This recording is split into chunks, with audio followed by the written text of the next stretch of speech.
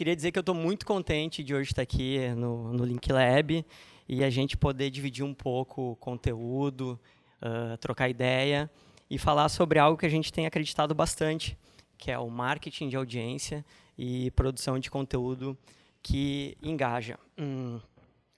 Nos últimos dias, a gente conversou bastante sobre qual seria o formato ideal para esse encontro, e a gente chegou num formato que é não ter um formato, é bater um papo, até a gente queria que vocês estivessem mais próximos, para depois a gente trocar ideia, e depois eu vou servir como um mediador aqui para os outros palestrantes que vão estar aqui. Nos últimos anos, a gente falou muito em mudanças, a ponto de quase parecer meio já antigo esse papo, mudança, o mudar. Mas, de fato, muita coisa mudou nesses últimos 10 anos. Pensem em qualquer mercado que vocês trabalham, mercados que vocês conhecem, todos os mercados foram fortemente impactados nesses últimos anos. Porém, as mudanças continuam de forma ainda mais acelerada. Muitas mudanças acontecendo. A Duda estava trazendo alguns números ali de startups, alguns números do Link Lab, esse ecossistema que o Link Lab participa. Isso mostra o quão as coisas estão mudando. Mas muita coisa ainda vai mudar. Tanto é que eu gosto de até falar que a gente não vive mais uma era de mudanças, mas a gente está vivendo uma mudança de era. Tamanhas são as mudanças que estão ocorrendo. Porém, quando eu falo em mudança, eu que venho com um background de planejamento e de estratégia, eu sempre gostei de olhar para as mudanças partindo de 4 pilares principais. O primeiro deles é a gente adquirir uma consciência maior e um entendimento um pouco mais profundo para entender o que, de fato, mudou. Algumas coisas mudaram mais, outras nem tanto. O segundo ponto, para a gente buscar esse entendimento em relação à mudança, é como e por que algumas coisas estão mudando. E daí eu volto para os mercados de vocês, os nossos mercados, o meu mercado de comunicação, que foi profundamente impactado nesses últimos anos e continua. O terceiro ponto é o que ainda vai mudar. E aqui eu não falo nem de bola de cristal, mas, de novo, a gente buscar uma consciência maior e um entendimento um pouco mais amplo das mudanças que estão aí. Algumas estão ao nosso lado, algumas estão na nossa casa, algumas estão nos nossos negócios. Todos os mercados estão sendo fortemente impactados. O quarto ponto, e não menos importante, é como a gente lida com todas essas mudanças e, principalmente, como a gente consegue se antecipar a algumas delas. O desafio parece grande, difícil, mas é o que todas as empresas, marcas, plataformas, negócios vêm enfrentando hoje. O lidar com todas essas mudanças. Alguns anos atrás, não faz muito tempo, estava eu, meu irmão mais novo, a minha irmã um pouco mais nova, indo com o nosso pai para uma locadora de vídeo. Quem aqui já foi para a locadora de vídeo, locar filme, locar VHS? Eu acredito que todo mundo já teve essa experiência, porque não faz muito tempo. E era o evento da família. Por uma época da minha infância, pré-adolescência, de fato, ir até uma locadora e locar o filme era um grande evento. Então, o pai, às vezes, nos pegava no colégio, ao final da aula, na sexta-feira, ou nos buscava em casa. E a gente ia para a locadora super empolgadão, super amarradão. E eu acho que foi nessa época que a minha paixão por filmes, por cinema, histórias, narrativas, despertou. E quando a gente tinha esse grande evento, vou chamar assim, porque era um evento da família, eu e meu irmão, principalmente, a gente tinha 2 desafios. Eu lembro muito desses 2 desafios. O primeiro era escolher um único filme. Era uma família relativamente grande, não tinha muita grana, então a gente só podia escolher, cada filho escolher um filme na locadora. E esse era o meu primeiro desafio. Como é que eu vou escolher um único filme naquele cheio de prateleiras, uma locadora, cheio de filmes, sessões. Então a gente ficava ali quase que 1 hora escolhendo o filme. E eu passava a semana toda esperando para escolher o próximo filme. E o segundo desafio era, nessa época, entre eu e meu irmão, a gente convencer o nosso pai a deixar escolher um filme de terror. Às vezes rolava, às vezes não. Então eu lembro de eu pegar alguns filmes, levava para ele, ele estava escolhendo os filmes dele. Pai, posso esse aqui rola. Ele dava uma olhada, esse aqui pode, esse aqui não pode. E, pô, ia amarradão para casa, eu com o meu filme, a minha irmã com o dela, o meu pai com o dele e o meu irmão com o dele também. Chegava em casa ansioso para botar o filme, videocassete, eu não estou nem falando da época dos DVDs, Blu-ray ainda. Botava o filme e era aquela empolgação. Às vezes rolava de eu gostar do filme que o meu irmão assistia, então eu tinha, digamos que, 2 filmes para assistir naquele final de semana. Mas era isso, não tinha mais filmes para assistir. E eu lembro desse sentimento muito hoje ainda, que na época eu não entendia bem o que era tipo uma tristeza, uma bad vibe ao final de a gente ver aqueles filmes. Por quê? E hoje fica muito claro para mim, eu não tinha mais filme para assistir. A gente não tinha, na época, TV a cabo, a nossa TV é ruim, não tinha muitos filmes. E, cara, rolava aquela tristeza. E o que acontecia? A gente, no domingo de manhã, acordava cedo e via o filme de novo e revia. E era isso. Corta para anos mais à frente, não muito tempo mais à frente. Na semana passada, estou eu, em casa, sentado no sofá, em frente à Smart TV, com o Netflix aberto, um ritual que muitos de vocês fazem. E estou ali, com milhares e milhares e milhares de filmes, naquele catálogo gigante do Netflix, tendo a opção de consumir o filme que eu quisesse, a série que eu quisesse, o documentário, e ainda podendo fazer uma maratona de filmes, como alguns fazem, que é botar uma série que a gente gosta e ver durante um sábado, um domingo, 30 episódios em sequência.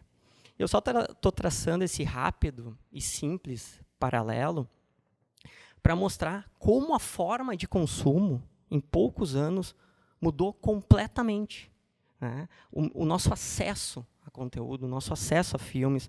A gente pega também o Spotify, que é um outro streaming de música, e os acessos que a gente tem, a quantidade de conteúdo que a gente tem à nossa disposição.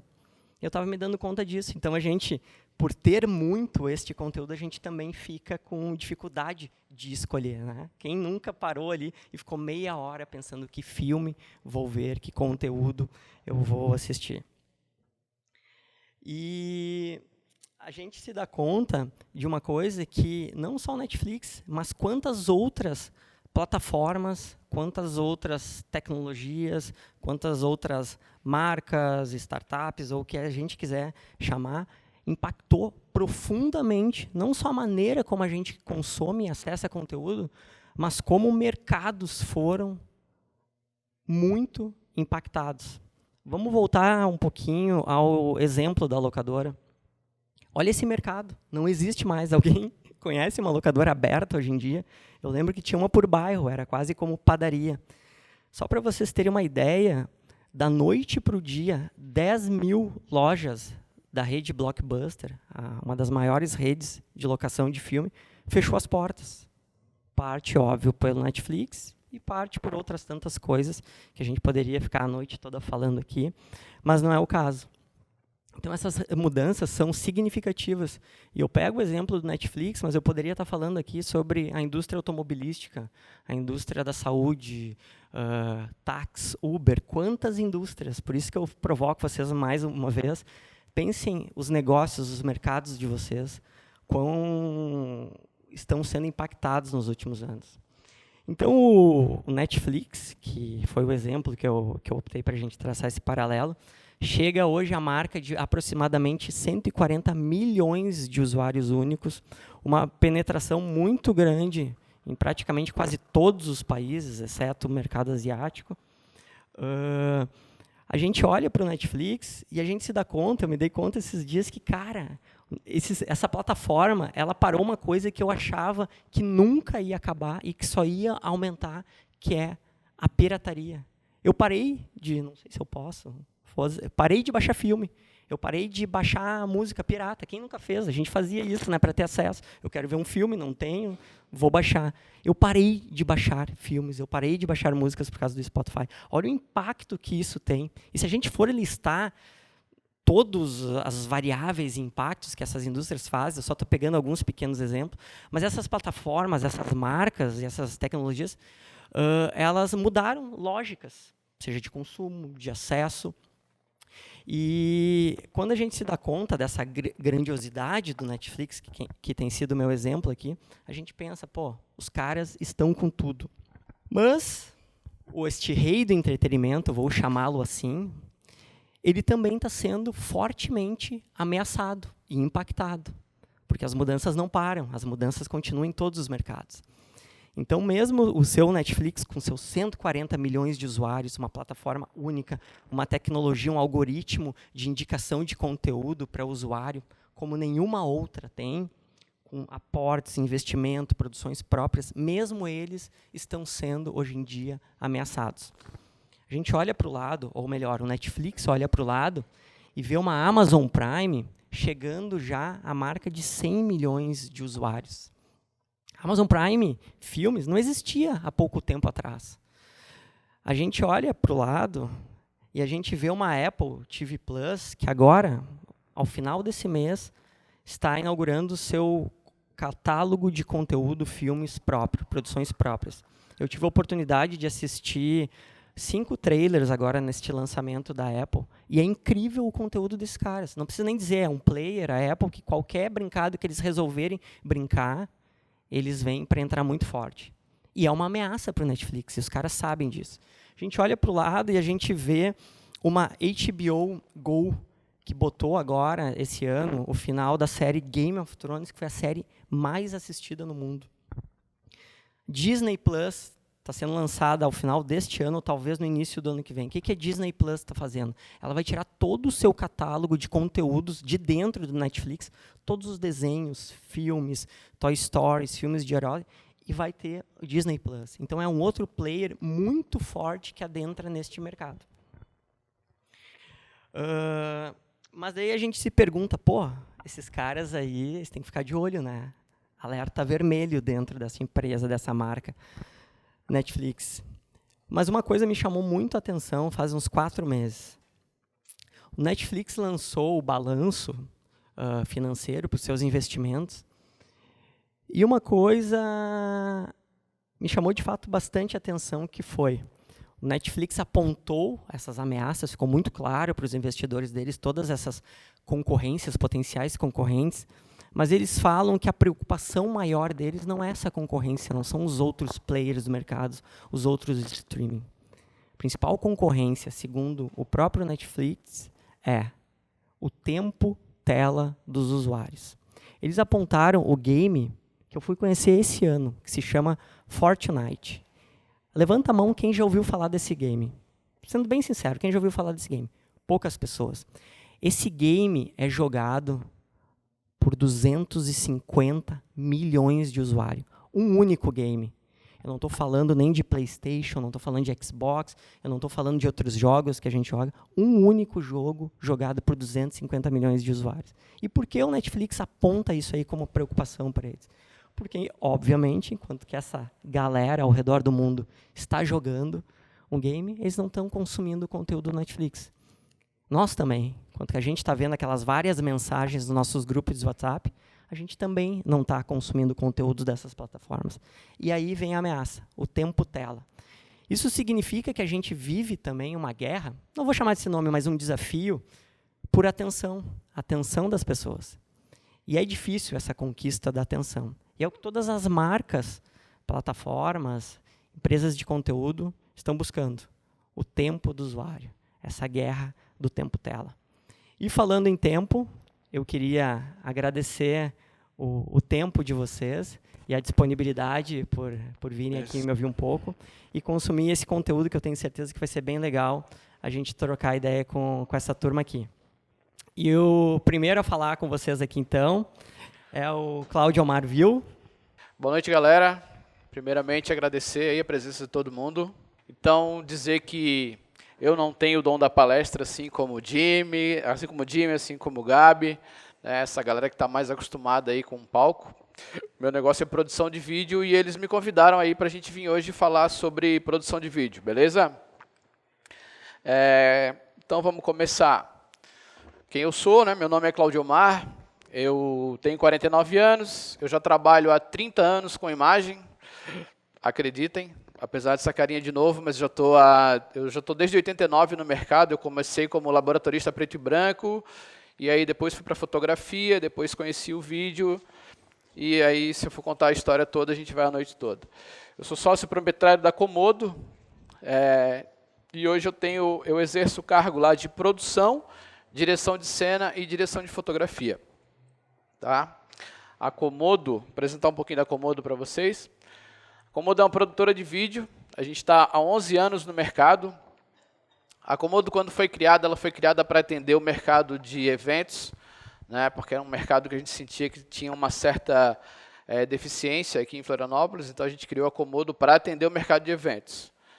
Com o tempo a gente migrou para a publicidade e hoje a gente passa por uma transformação constante. Eu acho que o Gabi acabou de falar, né, que o mercado está em constante transformação. Então, quando eu ouço algum amigo, empresário, falar que todo ano eu tenho que reinventar a minha empresa, eu falo, pô, cara, que bom para ti, eu tenho que reinventar toda semana, porque o vídeo, hoje, cada vez mais ele está sendo utilizado, e ele deve ser utilizado. E se eu não apresentar uma novidade, no mínimo todo mês ou toda semana, eu não consigo atender o meu cliente, porque o meu cliente, cada vez mais, ele vem com uma demanda diferente, uma demanda mais imediata, né? Ele quer muito mais imediatismo e, por incrível que pareça, pasmem, ele quer cada vez o vídeo mais barato, né? E aí eu acho que é um problema que todo mundo aqui enfrenta nos seus negócios, né?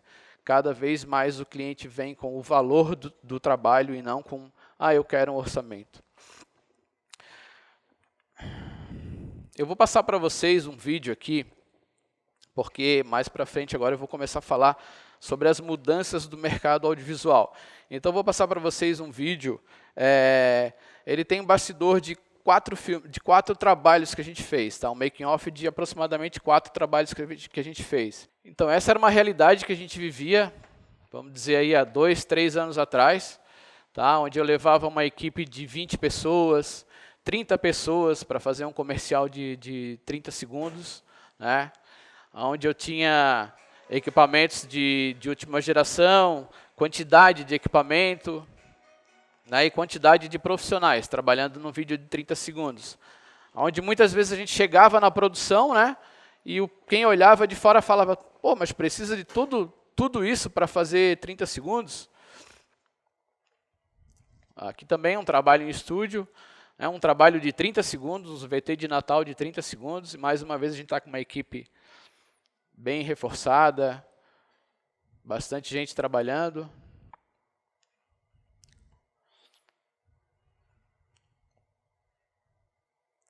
Essa era a realidade que a gente vivia aí vou colocar 2 anos atrás, a gente ainda conseguia trabalhar, né? Não vou dizer que hoje a gente não trabalhe, com certeza ainda tem trabalhos que a gente consegue ter uma equipe completa e ter uma equipe que a gente considera de no mínimo, né? Som direto.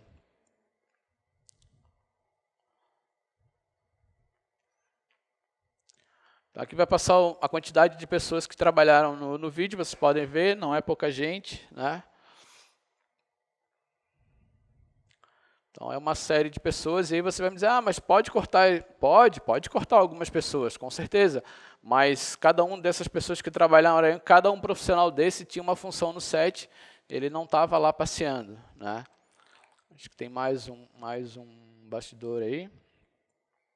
Esse já é um VT um pouquinho mais antigo, mas também a gente tinha uma câmera RED de última geração, né, um super jogo de lentes.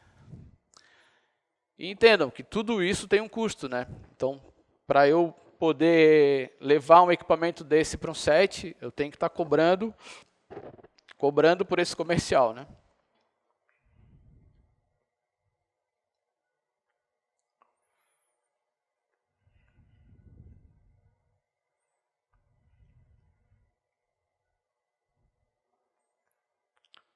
E qual diretor de fotografia não quer trabalhar com uma câmera dessa, com um jogo de lente desse?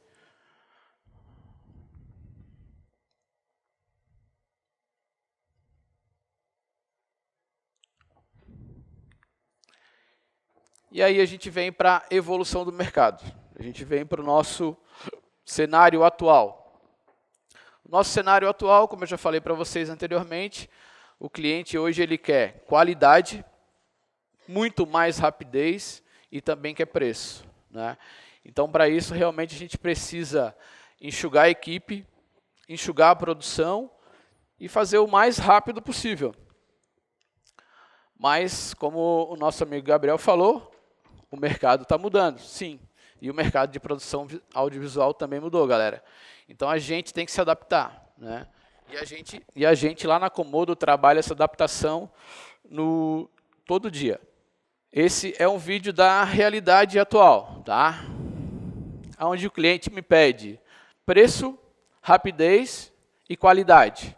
Então, o que a gente faz para ter preço, rapidez e qualidade? A gente na Comodo, a gente tem 11 anos de mercado. Então, a gente já tem um banco de imagens considerável, um banco de imagem inédito também considerável. E a gente tem uma equipe que ela pega junto. Então, eu consigo fazer um vídeo desse, por exemplo. Esse vídeo ele vai passar na íntegra, né? Eu consigo fazer um vídeo desse, por exemplo. Na saída de externa, por exemplo, essas imagens são gravações externas. A gente foi em 2 profissionais. Tá? Essas pessoas, essa aqui não, essa aqui são bancos de imagem e tal. Mas as saídas externas, a gente foi para a rua com 2 profissionais. Né? Mesmo tendo que buscar imagem de drone, a gente foi um operador de câmera e um diretor.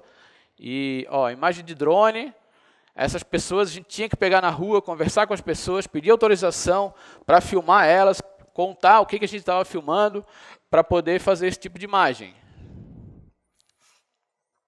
Mas a gente consegue entregar um material desse, trabalhando 2 profissionais na área externa e mais a qualidade das imagens que a gente tem, né, a quantidade de imagens, banco de imagens que a gente tem interna. Aqui também são vídeos depoimentos, vídeos curtos, mas gravados em 3 profissionais. Esse trabalho a gente estava em 3 profissionais, mas você pode ver, a gente tenta não perder uma qualidade de luz, uma qualidade de enquadramento. A gente tem um diretor conversando com o entrevistado.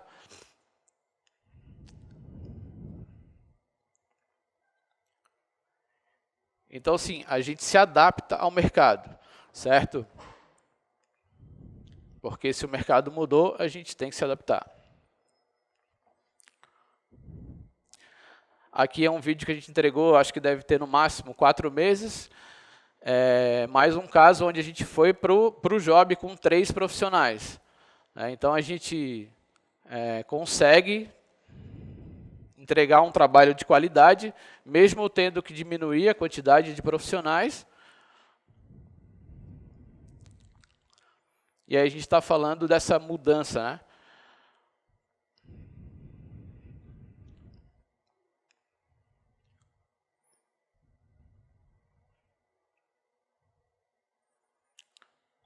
Esse vídeo é bem novo, tá?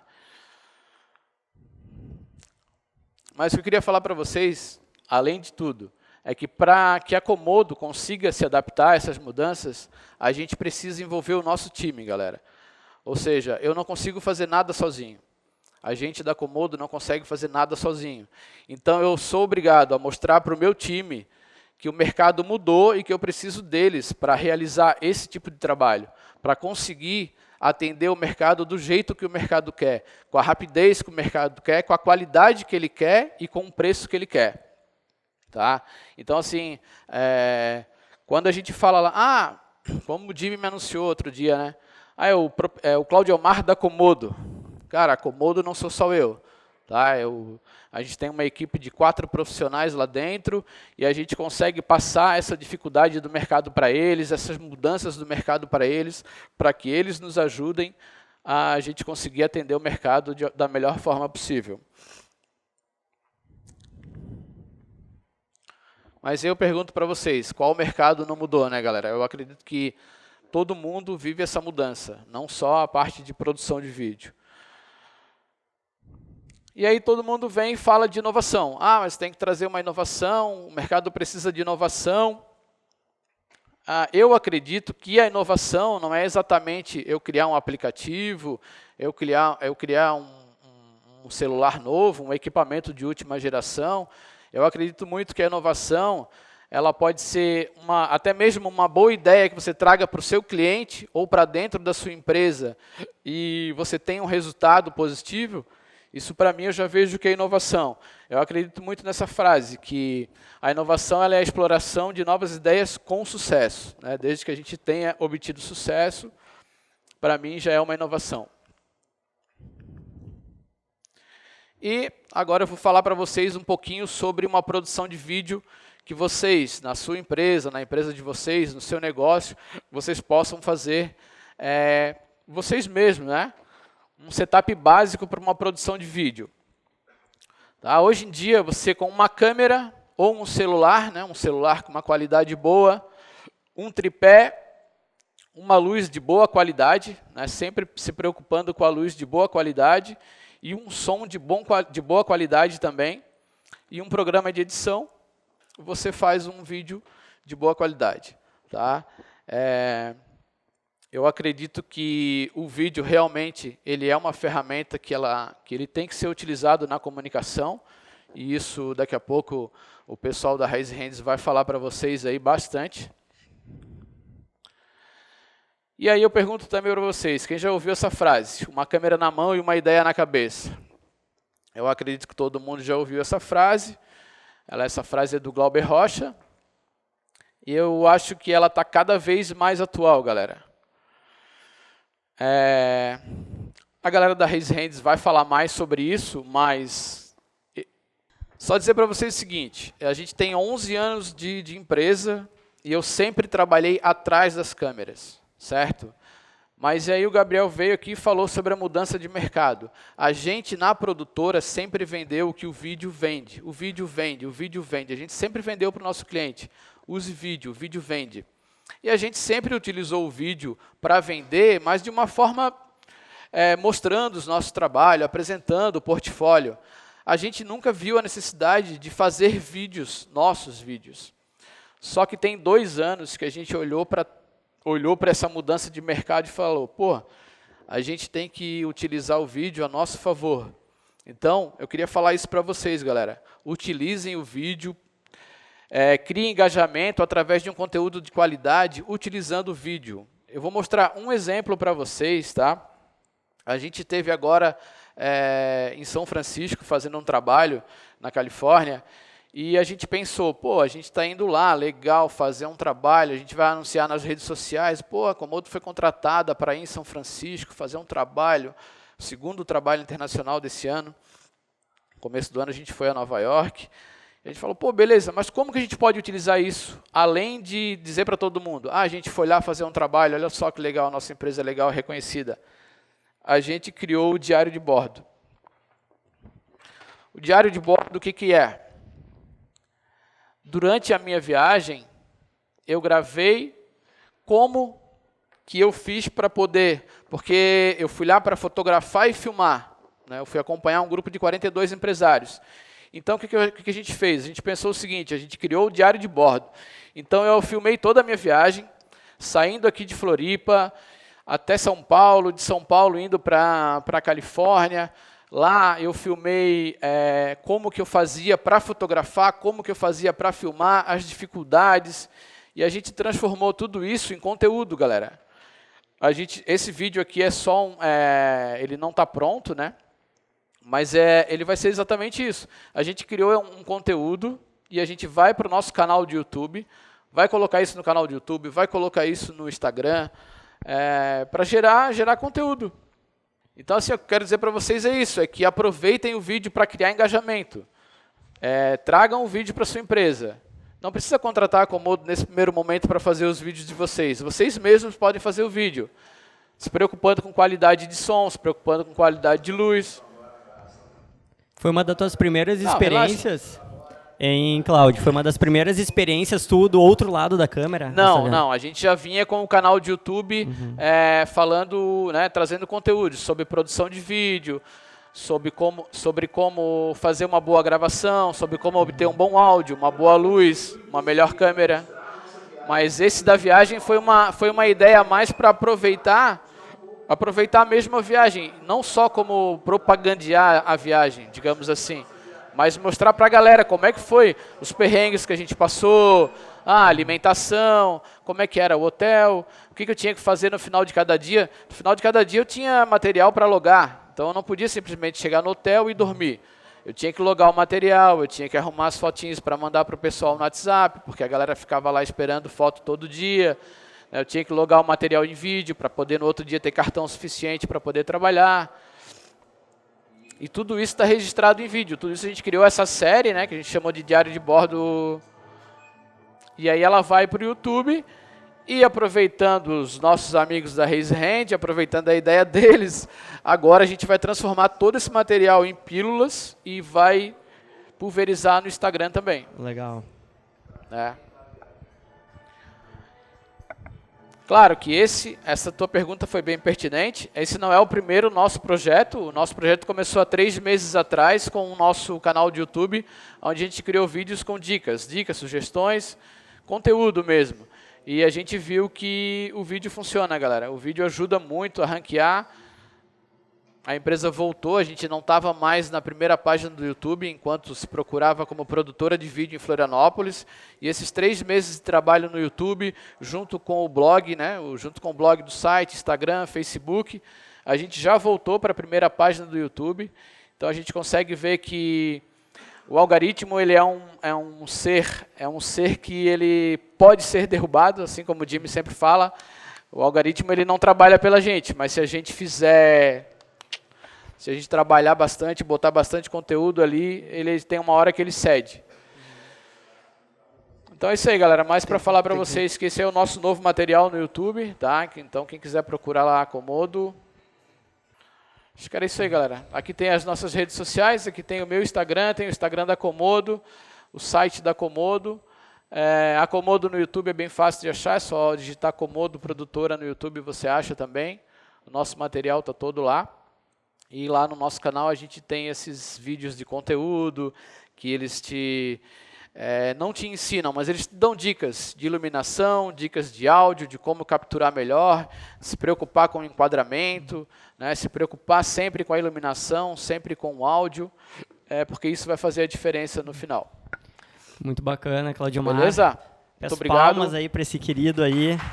Queria que vocês tivessem também a oportunidade de conhecer mais ele. Sigam nas redes, né, para o pessoal te acompanhar. Para quem não sabe, agora o Claudiomar não trouxe todo o conteúdo que ele vem propondo, entregando, mas é bem legal acompanhar o material, não só da Acomodo, mas o do próprio Cláudio, que agora está bastante no Instagram, está bastante ativo, sim. Tem bastante history, contando um pouquinho desse dia a dia.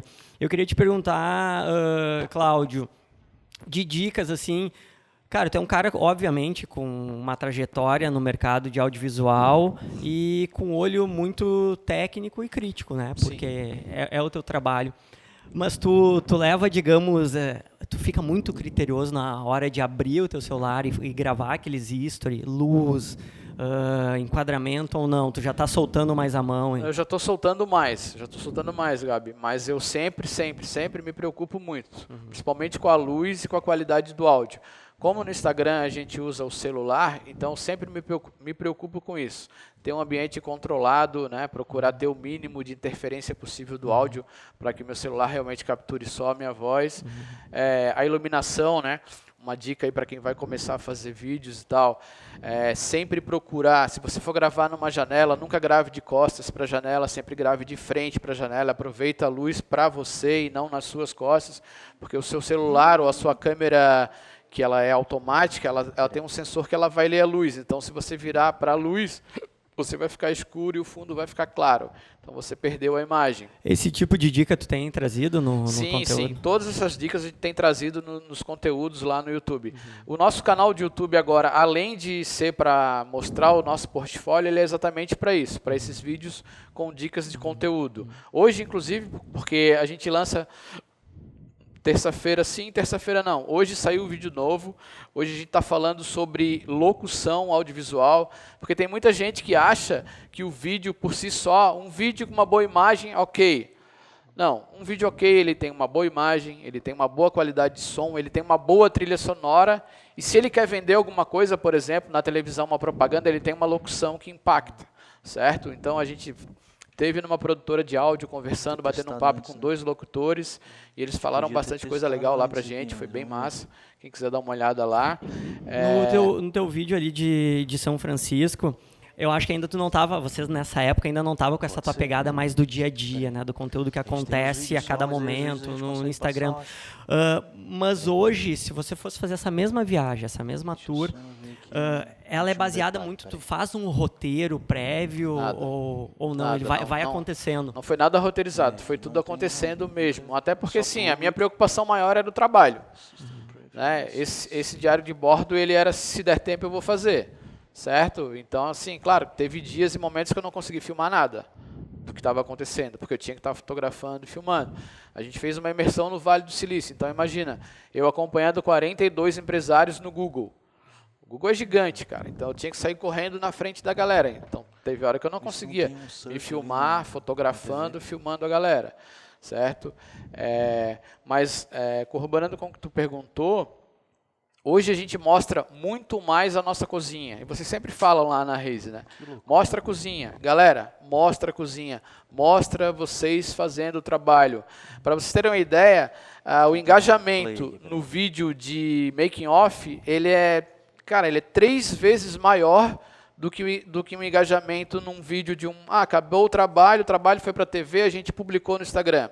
Tem um engajamento legal? Tem. Mas se eu publicar o making off daquele trabalho, o engajamento ele triplica, é incrível assim. Vem muita pergunta, vem muito compartilhamento e vem muita curtida. Deixa eu aproveitar aqui enquanto o Lami e o Jimmy estão... Alguém teria alguma pergunta? Senão tem uma outra aqui. Deixa eu levar o microfone lá, como a gente está gravando. Como é que é teu nome? Denilson, vai lá. Vamos lá, meu nome é Denilson. Cláudio, show aí a tua apresentação. Não sei de onde que você tirou que você não tem o dom, porque curti demais, eu acho que conteúdo é o que importa aí, e você trouxe conteúdo legal. Legal. Deixa eu te perguntar uma coisa. Às vezes algumas empresas, enfim, eu tenho participo de uma que tem isso, a gente quer usar muito a questão do vídeo para criar autoridade na internet, né? Só que assim, às vezes você tem na empresa pessoas que dominam o assunto que você quer criar autoridade, mas não são pessoas que se sentem confortáveis ou estão acostumadas com câmera, com áudio, falar para uma tela ou esse tipo de coisa. Então há um desejo muito grande de gerar conteúdo para gerar autoridade, mas não há o profissionalismo nem de falar para a câmera e nem de captar a imagem, né? Então você não tem... Todo mundo é amador ali e às vezes não se sabe do tipo, eu quero filmar alguém que entende muito do assunto, eu não sei filmar, não sei captar o áudio, não sei como fazer, e essa pessoa também não tem o costume. E eu achei muito legal isso de você usar o cotidiano, o que você vive no dia a dia, como fonte de conteúdo que você pode dar, porque isso mostra um conteúdo genuíno, né? Com certeza. Não é algo... Você vê que aquilo é natural, não é algo produzido forçadamente.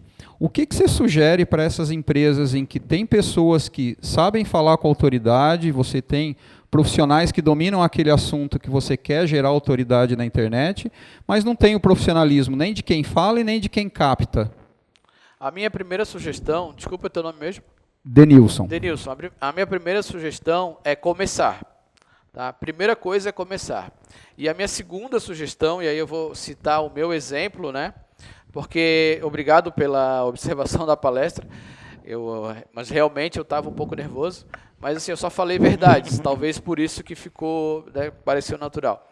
Mas eu vou citar o meu exemplo. A primeira coisa é começar. Tá? Eu sempre fui avesso à frente das câmeras, sempre trabalhei atrás das câmeras, e quando eu vim para frente da câmera eu era meio receoso. A segunda coisa é dar autonomia para essa pessoa, cara. Tá? O que eu pedi na empresa, quando eles disseram, a gente tem que ir para a internet, e quando eles disseram, é tu que vai, eu falei, beleza, eu vou, só que eu preciso de autonomia. Tá? Porque eu tenho um sócio e aí tenho mais 5 colaboradores. Se cada vídeo que eu fizer, como a gente lá no começo, quando a gente começou, o que eu fazia? A gente fazia um vídeo e aí passava, todo mundo assistia. Aí, o primeiro, eu não gostei dessa frase. O segundo, eu acho que aqui dava para melhorar o enquadramento. O terceiro, cara, começava tudo de novo. E aí isso aí acabava com o meu entusiasmo.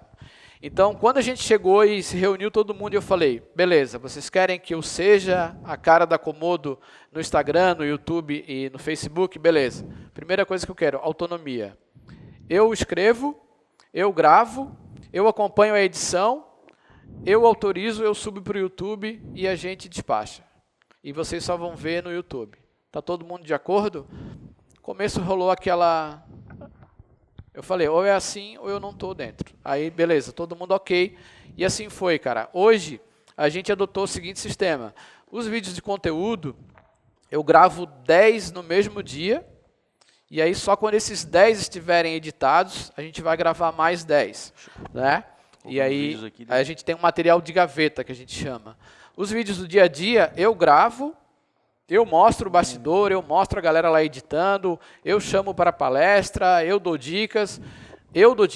Ninguém olha, ninguém só vê quando está postado. Cara, o Stories, ele é uma coisa assim, que você errou alguma coisinha, amanhã já vai sair do Stories. Ou errou feio, vai lá e apaga, sabe? Então, assim, ele te dá muita liberdade. Publicou e alguém te falou, pô, mas isso aqui está errado, tem uma palavra errada ou tem uma dica errada. Vai ali e apaga. Mas a primeira dica é começar, porque realmente, para quem não está acostumado e para quem não gosta, e às vezes sabe falar sobre o assunto, mas quando liga uma câmera trava, a primeira coisa é começar. E a segunda coisa é autonomia. Tá? Essa é uma dica que eu dou e uma dica que a gente usou lá e está funcionando bem. E outra coisa é isso aí, cara, mostrar a cozinha, mostrar como está sendo feito, mostrar por trás do que está acontecendo, mostrar a tua equipe, mostrar o teu dia a dia. Isso aí, com certeza, dá engajamento e passa a verdade. Beleza? Cláudio, eu tenho uma última dúvida. Bora. Tu falaste que se começou com uma produção maior, mais equipe, mais equipamento, uma outra lógica, né? Eram outros tempos. Que não morreu, tá? Ela existe, ela existe. Mas quando o cliente recebe o material, a gente realiza uma produção, né? A Comodo entrega um material onde, digamos, só 3 pessoas participaram, né? Sim. Um filmmaker, um editor. O cliente ele volta atrás a ter novamente essa grande produção a partir dali. Como é que funciona isso aí? Cara, dificilmente. O cliente ele recebeu uma educação, né? Ele viu que dá para fazer muito com menos. Então, muito difícil. O Jailson está aqui. O Jailson é um profissional da propaganda, o nosso amigo do site acontecendo aqui, e eu acho que ele percebe bem isso. O cliente, depois que ele recebe um produto de qualidade, pagando um pouco menos, ele vê que dá para fazer, entregar o mesmo produto com uma qualidade, pagando um pouco menos, reduzindo um pouco a equipe. E quando a gente fala em reduzir equipe, isso também Gabi, quando eu falo que eu vou para a rua com 3 profissionais para fazer aquele trabalho que antigamente eu fazia com 5 ou com 10, mas antes a gente passou por uma pré-produção, por uma roteirização, por uma visita técnica, né? Então assim, a gente não queima etapas, a gente só diminuiu realmente a quantidade de pessoas para fazer o mesmo trabalho, mas as etapas elas continuam, tá? Eu acho que assim, essa é a função de uma produtora de vídeo. Continuar as etapas, não pular etapa, né? Então, tipo, roteirização, visita técnica, pré-produção, produção, e aí sim, eu posso até ir para a gravação em 2 pessoas, mas eu estou indo saber o que eu vou fazer, estou indo saber quem que eu vou entrevistar, qual a pergunta que eu vou fazer, se tem um roteiro, eu já sei qual é o roteiro, quais imagens que eu vou precisar para cobrir aquele off. Então, assim, a produção em si, ela continua seguindo o mesmo caminho, só que realmente o que mudou foi a forma de como é feito, né? Mas a entrega final, ela continua sendo tão boa quanto. Bacana. Cláudio, brigadão, mais eu que umas agradeço. palmas para esse Muito querido aí. Obrigado por todos aí. E vamos seguir o papo aqui. Bem? Esse aqui é fera. Cara, não, mentira. Se tu ficou envergonhado, cara, eu não percebi. A gente tava até rindo lá atrás, né? Porque falou muito bem, cara. Massa, valeu. Na verdade, eu fiquei muito envergonhado. Tem 2 pessoas aqui que quando eu comecei faz um tempo, tu era o cara que estava atrás das câmeras rindo da minha cara, né? Sim, sim, com então, certeza. se divertindo, com certeza. E aqui a gente tem o Jailson também, acontecendo aqui, que a gente fez algumas entrevistas enquanto eu estava na Involves ainda, que também me senti bastante nervoso naquela fase. Mas, cara, hoje... Maravilha. Não senti nada disso. Tá contigo aí. Bacana. Tudo bem, Valeu. galera? Boa noite. Todos aqui agora, depois do trânsito. Fiquei 1 hora do Angelone até aqui, então Estou vivo aqui, consegui chegar, atrasou um pouquinho. Muito prazer, eu sou o Rodrigo. O meu objetivo hoje aqui é compartilhar com vocês um pouco do que eu já implementei e o que funcionou e não funcionou, e principalmente nessa minha nova jornada. Tá?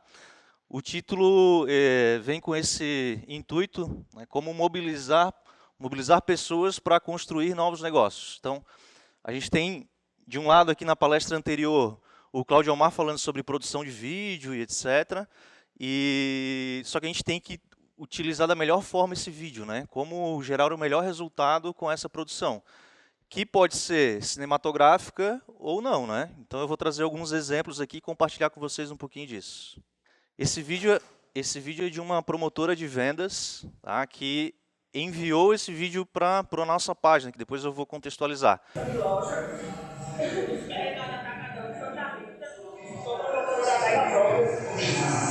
Estou há 10 anos, perdi meu emprego no líder de loja marketing. Eu acho que isso não é de acordo. Eu fui expulsa, tanto eu como outro funcionário ali, ó, terceirizado, da Suprir. Não podemos exercer a nossa função, porque a gente está sendo perseguida por uma coisa que a gente não merece. E já faz dias e meses que a gente está sendo seguido dentro de loja, porque ele não gosta da gente. Por algum motivo, foi porque teve uma reunião sobre a respeito do parlamento e eles querem que a gente siga a mesma regra dos funcionários dele, que até os funcionários dele não vão desacatar, recebe ordem e não cumpre. Nós estamos sendo prejudicados por uma coisa que a gente não está merecendo.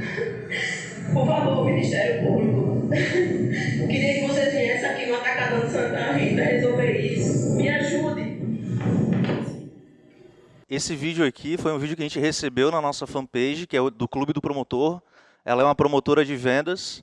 Então ela, enfim, compartilhou um sentimento que ela está vivendo. Não tem nada de cinematográfico aqui, etc. Mas em 2 dias após o compartilhamento desse vídeo, lá na nossa fanpage, a gente impactou quase 500 mil de pessoas. Então é bastante expressivo, né? O que eu estou querendo trazer para cá é basicamente esse pensamento que eu vejo que tem que ser, é muito importante, né? Muitas vezes se investe muito dinheiro na produção de um conteúdo que, na verdade, ele não impacta, não engaja, né? Lógico que tem todo um porquê desse vídeo e o porquê que engajou, tem uma causa ali por trás, etc. Tem alguém chorando e é algo real, verdadeiro, né?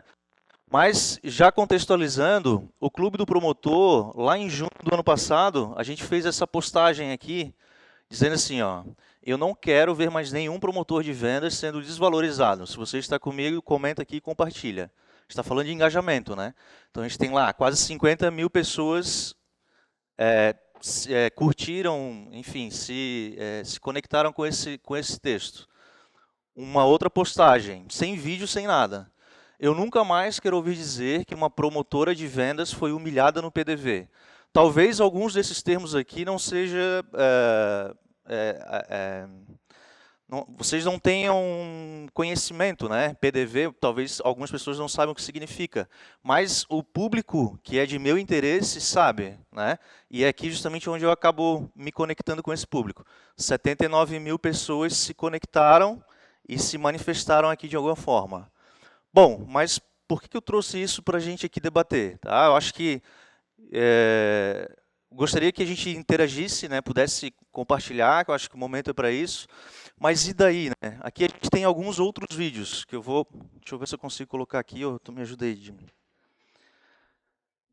O Clube do Promotor a gente lançou em junho do ano passado, com essa veia, né, onde o propósito do clube era gerar mais conhecimento, continua sendo, gerar mais conhecimento, valorização e renda para os promotores de vendas. E eu venho aqui compartilhar com vocês a importância do Clube do Promotor na minha vida. Tem me ajudado, tem me auxiliado muito no meu dia a dia, nas tomadas de decisões em loja. E tudo isso eu só tenho a agradecer aí ao Rodrigo Lamin, nosso grande líder, que tem nos ajudado, tem apoiado a nossa causa, tem entendido a nossa desvalorização e vem brigando cada dia mais aí pela nossa categoria. E eu só tenho a agradecer. Rodrigo, obrigado por tudo que vem fazendo aí pela gente e E tamo junto, parceiro. Valeu. Fala, galera. Esse é do Mato Grosso. Só mais um e a gente já pode continuar aqui. Fala pessoal, boa tarde. E quem fala é o Décio, promotor da Nestlé, aqui de Vitória, Espírito Santo. Quero deixar uma mensagem para vocês aí sobre a importância do clube do promotor em nossas vidas. Que a cada dia vem nos defendendo muito a nossa categoria de promotores e repositores. Agradeço também ao Rodrigo Lamin, grande líder, que briga incansavelmente por todos nós. Valeu aí, galera. Bom treinamento a todos aí e vamos com tudo. Bom, o que eu quis trazer, esses depoimentos, né, é justamente por que disso, tá? Porque a partir do momento que você consegue identificar qual que é a verdadeira dor do seu público, das pessoas que você necessita e gostaria de impactar, fica muito mais fácil de gerar conteúdo para eles, porque você sabe exatamente como fazer, tá? Vamos lá. Bom, rapidamente, pessoal, eu sou o Rodrigo, então, para quem não me conhece, né, eu já tive uma experiência aqui empreendedora, fui um dos fundadores da Involves, fiquei lá durante os 10 primeiros anos da companhia, no final de 2017 acabei seguindo outro caminho, né, então a Involves ela continua tendo a sua vida própria, e eu decidi empreender novamente após alguns acontecimentos e, acima de tudo, uma decisão, né? Durante a Involves, a gente teve aí alguns reconhecimentos, então ela continua sendo hoje considerada uma das melhores empresas para se trabalhar no Brasil.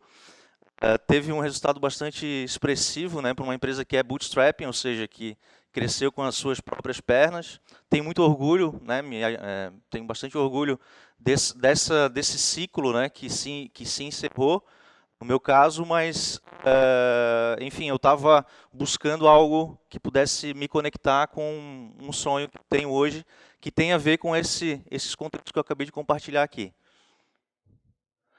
Bom, acima de tudo, durante os 10 anos que eu empreendi, né, na Involves, eu acabei me conectando muito com esse público, né, que são promotores de vendas. Então, para quem não sabe, a Involves desenvolveu sim um software que faz a gestão para equipes de merchandising, né, onde o negócio é um negócio B2B. A Involves ela vende para grandes corporações que têm as suas equipes de promotores de vendas espalhados pelo Brasil inteiro, e a partir dali o software que foi desenvolvido permite uma melhor gestão para esse profissional. Porém, a partir do momento que eu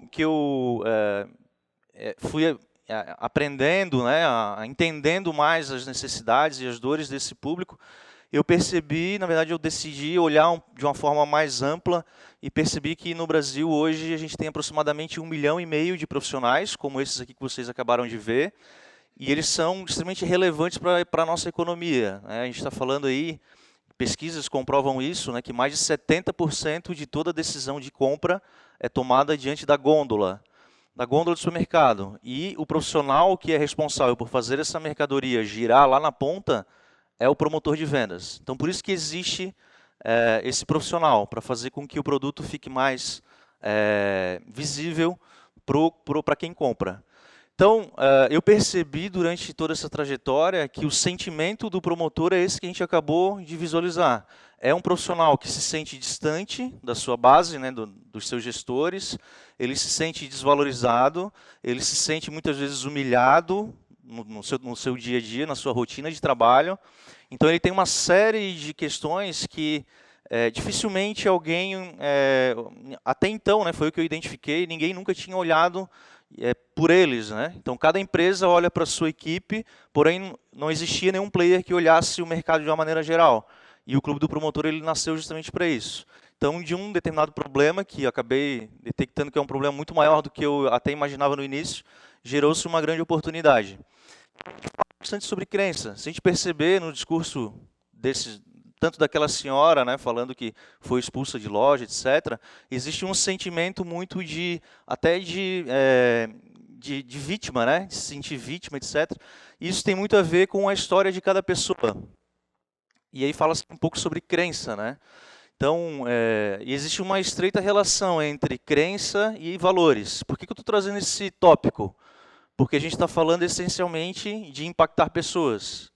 E cada pessoa tem a sua história e é impactada de uma forma diferente, né? Pelo menos é o que eu acredito. Então eu achei que fosse uma boa ideia eu me aprofundar um pouco mais nessas questões de desenvolvimento e de seres humanos mesmo, para conseguir impactar o maior número possível de pessoas. E aqui agora, se quiser passar esse vídeo, acho que fica bem legal. É aquele que estava no ponto ali. É um vídeo bem curtinho, só para complementar. Eu, sinceramente, eu não acredito no melhor, não. Eu acho que a tendência, é piorar. Eu acho que vai cada vez piorar, porque o pessoal vai votar, nem sabe quem está votando.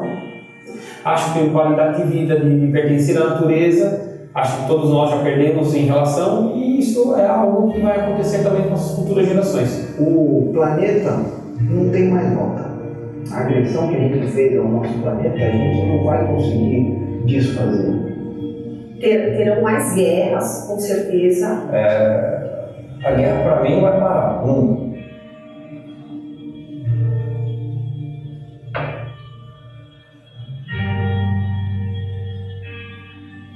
Eu pego um quadro, pego tinta ou giz, alguma coisa. Primeiro, se eu fosse eu ia pegar lápis. Eu quero ser artista. Quero ser médica. Eu quero ser ginasta. Eu tiro notas altas na escola. Meu pai gosta muito que eu faça atividade física e outros esportes também. Tipo, se eu for professora, eu quero ensinar bastante. E se eu for veterinária, eu quero cuidar bem dos animais. E quando eu quero ser veterinária.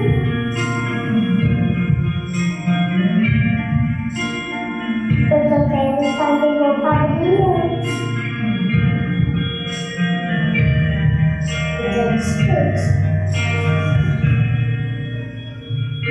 Eu vou cuidar de um monte de crianças e ver se eles estão doentes, se estão com medo de garganta.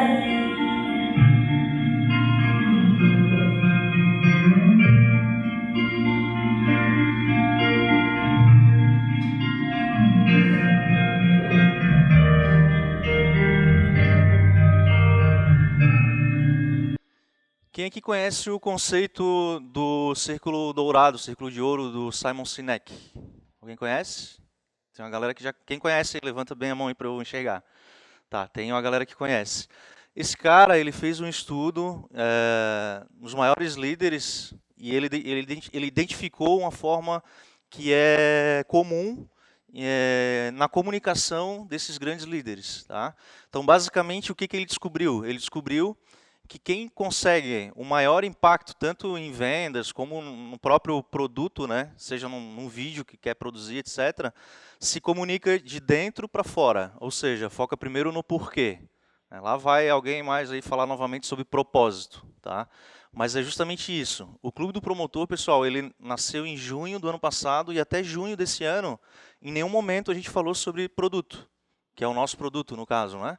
A gente falou sobre por que o Clube do Promotor existe. E durante esse período a gente conquistou diversos defensores, como alguns desses aqui eu até compartilhei alguns vídeos aqui anteriormente. Tá? Então, o círculo dourado ele é basicamente o seguinte, tá? Imaginem 3 círculos, um dentro do outro. Então, o primeiro círculo é o porquê. Então, você precisa, ele defende, né, no estudo dele, que você precisa focar a sua comunicação, a comunicação do seu produto no porquê. Depois você vai para o segundo nível, que é o como, que você entrega aquele porquê, e depois o quê, que é de fato o seu produto. Então ele detectou que a maior parte das empresas e dos profissionais faz justamente o contrário. Comunica primeiro o seu produto, e depois o propósito, o porquê daquele produto. E eu decidi implementar essa estratégia no Clube do Promotor e aparentemente tem funcionado. Tá? Faz sentido isso para vocês? Faz? Então vamos lá. Bom, como que eu cheguei nesse contexto através, né, olhando para o meu nicho, que são promotores de vendas? Qual que é a história dessa galera? Né? Então, como que se criam as crenças na nossa mente? Né? Então, basicamente, segundo o que diz a literatura, A nossa história é que formam as nossas crenças, né? Então, o que a gente acredita hoje é fruto daquilo que a gente viveu durante a nossa história. Aquilo que, de fato, a gente acredita, como que a gente filtra e como que a gente percebe, então, a realidade. Então, baseado nas experiências que eu vivi, eu tive as minhas experiências, então, eu tive as minhas realidades e, a partir dali, eu tomo a conclusão do que é real ou não é real. E o que é um valor, gente? Eu gosto de trazer isso porque é interessante, tá? A gente discutir sobre isso porque pode dar um direcionamento diferente, inclusive, no negócio ou na forma que você acaba construindo o seu conteúdo para divulgar o seu produto. O que é um valor? Quem que pode me ajudar e quem que pode compartilhar? Qual que é a diferença entre um valor e uma crença? Alguém gostaria de ajudar? Não briguem, por favor. Tá? Mas eu vou trazer um tema então, tá? Eu quero que vocês me digam agora o que vem na cabeça de vocês quando a gente fala sobre político. Uma palavra. Vai lá, pode falar, sem... Acho que aqui o papo é aberto, né? Pode falar, qual a palavra que veio? Quem gostaria de falar? Safado, tá? Vamos lá, tá começando a ficar mais próximo o negócio, né? Não que seja, mas é o que vem na nossa mente. O que vem? Vantagem, beleza. Por acaso, assim, vem a palavra corrupção? Em quem vê a palavra corrupção, levanta a mão. Tá, legal. Agora eu vou fazer uma afirmativa para vocês. Todo político é corrupto? Não. Então, vai lá. Ser corrupto ou não é um valor, né? Eu posso aceitar ou não algo. Agora, essa questão da corrupção, essa lembrança que vem é uma crença, né? Então, a maior parte das pessoas passou a vida inteira ouvindo que todo político é ladrão. Fez sentido? Bom, eu gostaria de convidar vocês a refletirem sobre o universo de cada um de vocês, né? Para ver se talvez não dá para aproveitar algo e passar a produzir conteúdo com base nisso. São basicamente critérios pessoais, né, que a gente considera importante na nossa vida. Aqui tem 4 tópicos bem interessantes que eu também implementei. É o seguinte, ó, todo comportamento relacionado a uma crença.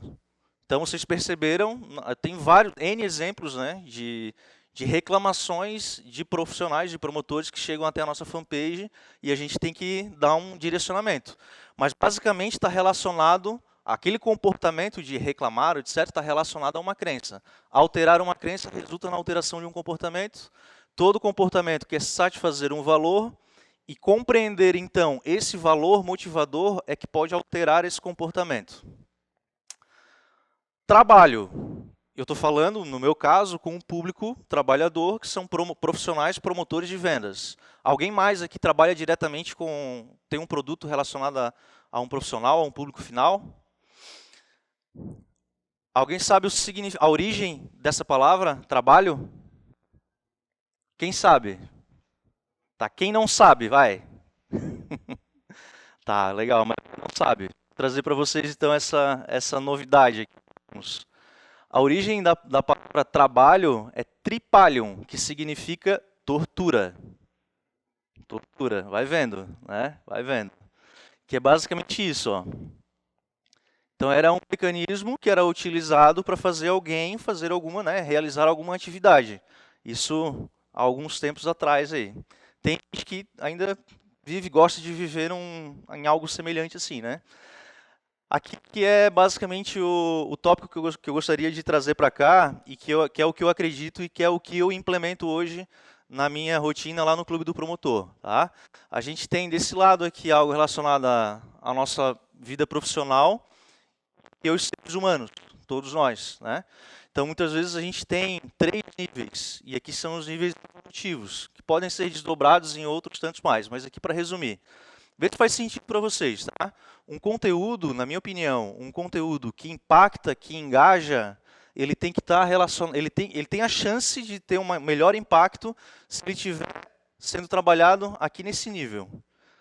O que acontece quando a gente está trabalhando naquele nível maior, lá, até mesmo, talvez, um pouco inconsciente, né? Eu quero trazer, aí eu tenho 3 palavras ali, resultado, força e amor. Certo? Vou fazer um outro questionamento rápido aqui para vocês, olha só. Estava falando sobre liderança, né, um tempo atrás, em um outro bate-papo que eu tive. O que é liderança? O que é liderança? Quem pode dar um conceito aí rápido aí? O que é liderança? Rapidinho. Denilson, vai lá. Quem conduz, né? Legal. Quem mais aí? Cláudio Omar? Inspira. Eu acho que a palavra inspiradora é muito legal. Inspirar. Legal. Legal. Inspirar, ou seja, precisa ter alguém seguindo, alguém curtindo, alguém, né? Tem relação, não tem? Agora vamos pensar sobre a nossa origem. Quando a gente nasce, né? Que a gente sai do ventre da nossa mãe, né? A gente nasceu, existe um laço físico entre o bebê e a mãe, certo? Esse laço ele é rompido. O que acontece nesse processo, né? O que passa por aquele laço ali, por aquele cordão? Vai lá, isso todo mundo sabe, né? Oxigênio, alimento, tudo que a criança necessita para sobreviver, certo? No momento que é cortado aquele cordão, o que a criança faz? Geralmente, chora, certo? Ela chora, ela reclama, instintivo, né? Ela nasceu ali, estava no bem bom, estava lá na sua zona de conforto, bem tranquilinha, alguém corta aquele cordão e ela passa a ser um ser independente, né? Ok, o que a mãe faz, qual é o primeiro ato, né, que acontece após esse rompimento, que o médico vai e entrega o filho para sua mãe? O que a mãe faz, geralmente também? Vai lá, salve exceções, né? Tem a amamentação. Então, agora mais uma pergunta. O que é o ato de amamentar? Quem que está liderando quem ali na história? A mãe lidera a criança naquele momento, né? Que a mãe, em tese, tem um nível maior de consciência, certo? A criança ela está sendo alimentada, certo? O que a mãe está fazendo?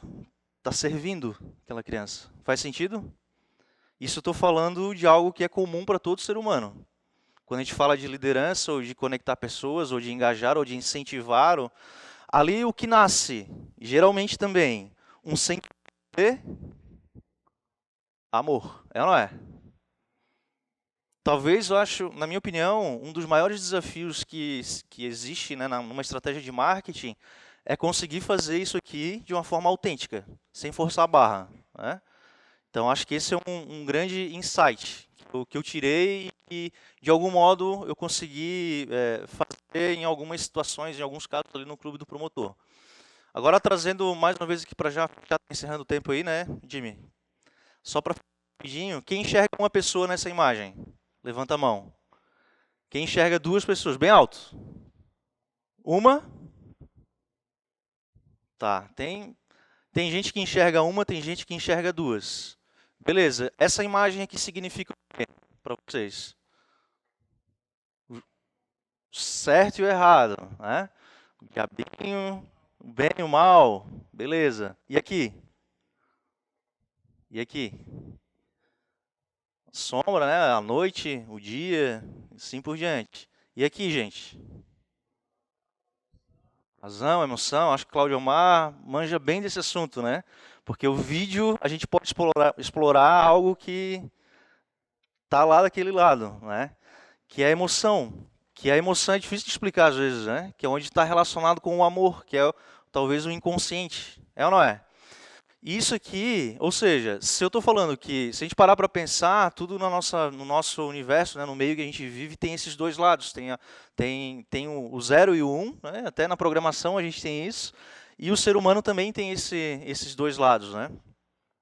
E aí, em uma das oportunidades que eu tive lá no Vale do Silício, quando eu visitei lá, o primeiro slide do palestrante, que era um japa, né? Então, assim, a gente já vai ansioso para uma apresentação de um japa. Lá no Vale ainda um pouquinho mais, né?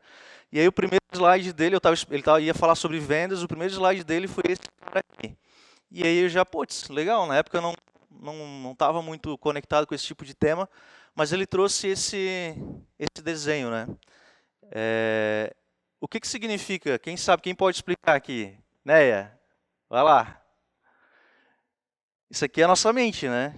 Então, acredite ou não, temos dentro de nós duas vozes, né? Tem a voz que nos impulsiona e a voz que vai nos bloqueando, tá? Então, tem vários termos, né? Self 1, Self 2, lá no racional, inconsciente, por aí vai. O que eu descobri, que eu gostaria de compartilhar com vocês agora, que eu vejo que é relevante, até para fazer um paralelo com a construção de conteúdo e vídeo, principalmente, né?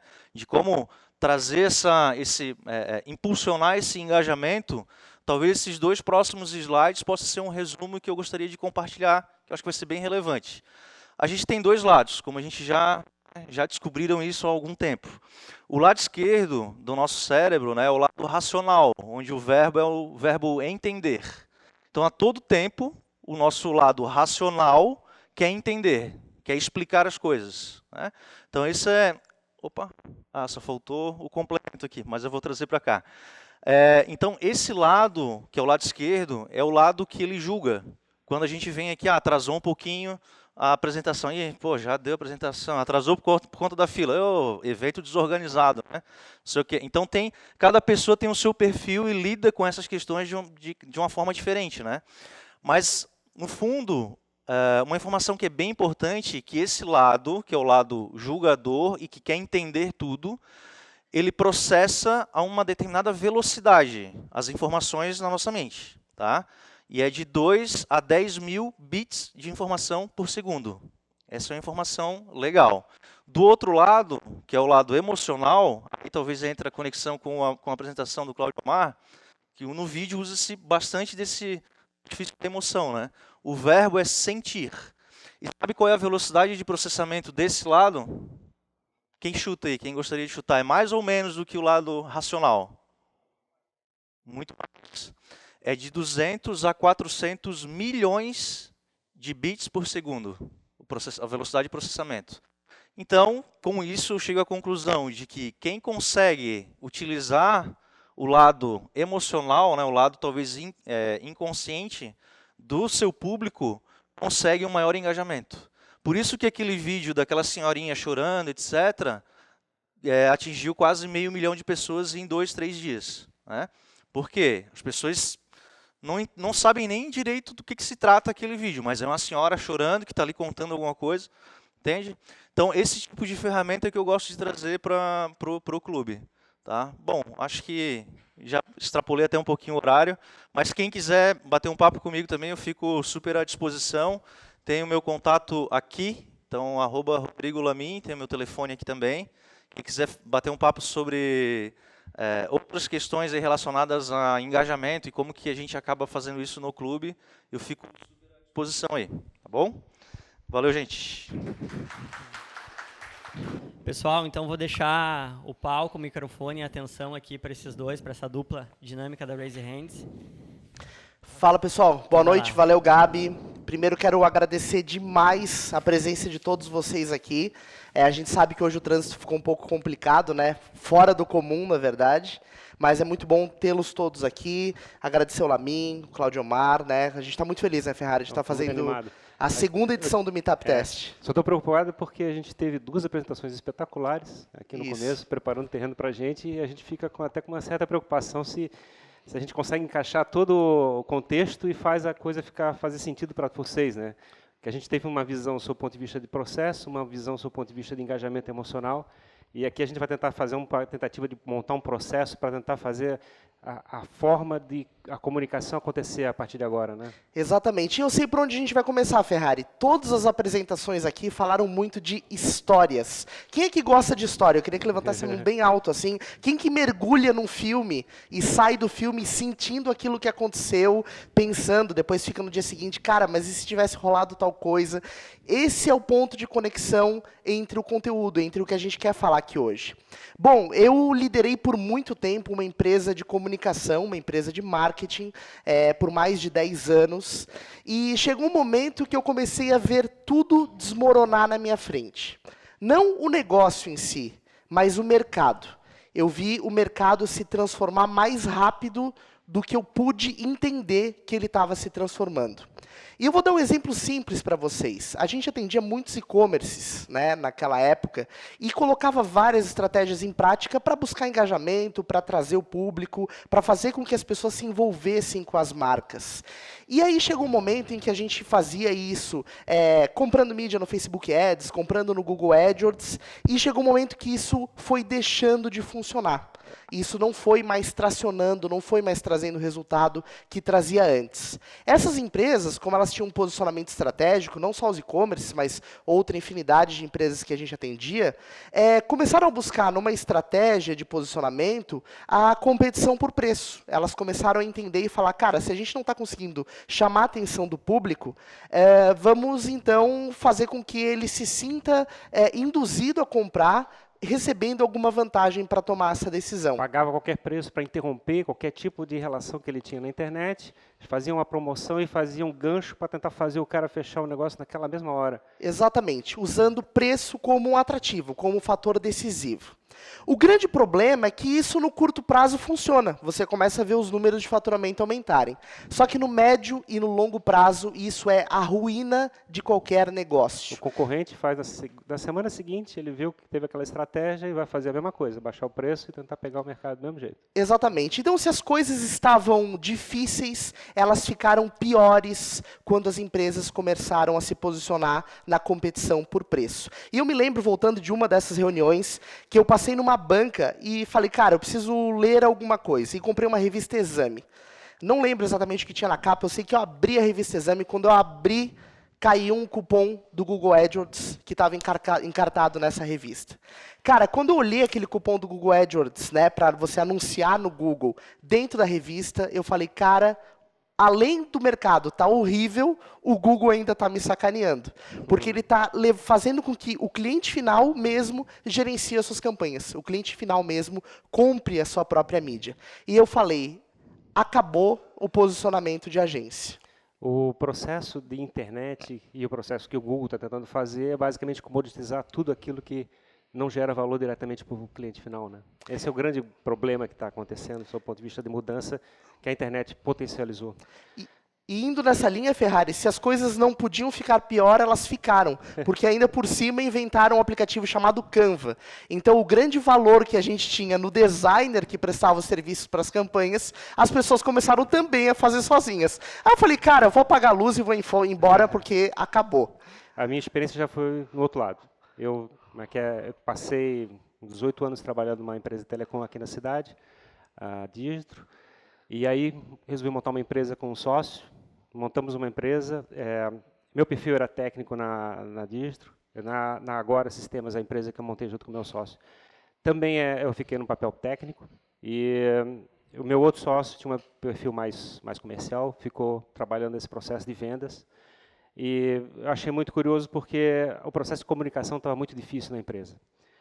Eu chegava e fazia as vendas, acontecia, eu ficava indignado que alguém do suporte chegava e falava assim, pô, depois de um mês eu consegui entender o porquê que o produto de vocês é tão bom. Assim, porra, depois de um mês? Assim, como é que pode, gente? A gente não está comunicando antes da venda? Quer dizer que o pessoal está comprando por causa de preço? O cara não comprou porque era bom, ele comprou por causa de outra coisa. Eu ficava indignado, assim, eu desenvolvi um produto tecnicamente muito bom, chegava lá e o cliente falava assim, eu estou comprando por preço, e depois assim, agora estou entendendo por que o produto é tão bom. É uma coisa assim que eu ficava indignado. Então quer dizer que o processo comercial não está fazendo o trabalho de educar o mercado? Isso. Então comecei a entrar no processo de marketing, comecei a encher o saco da turma lá dentro para fazer o processo de comunicação. E eu também não conseguia entender. Pô, eu chegava a gastar R$300 numa campanha de AdWords, tantos leads no mercado, na entrada lá do funil. Aí daqui a pouco subia para R$3.000. Pô, vai dar 10 vezes mais lead, né? Não mudava nada. Quantidade de lead igual, assim. Pô, qual é a técnica? O que faz sentido esse negócio? Por que a gente não consegue comunicar? Não é a promoção... É culpa da agência, Ferrari. Dentro desse processo, acabei saindo da empresa e caminhei para um papel de investidor anjo. Eu estou há 2, 3, 4 anos já fazendo esse trabalho de investidor anjo. Comecei a conversar com muitas empresas. Startup que eu vou encontrando comigo, vem conversando comigo, eu vou vendo e mesmo problema. Faz um produto top. E aí, como é que faz para vender?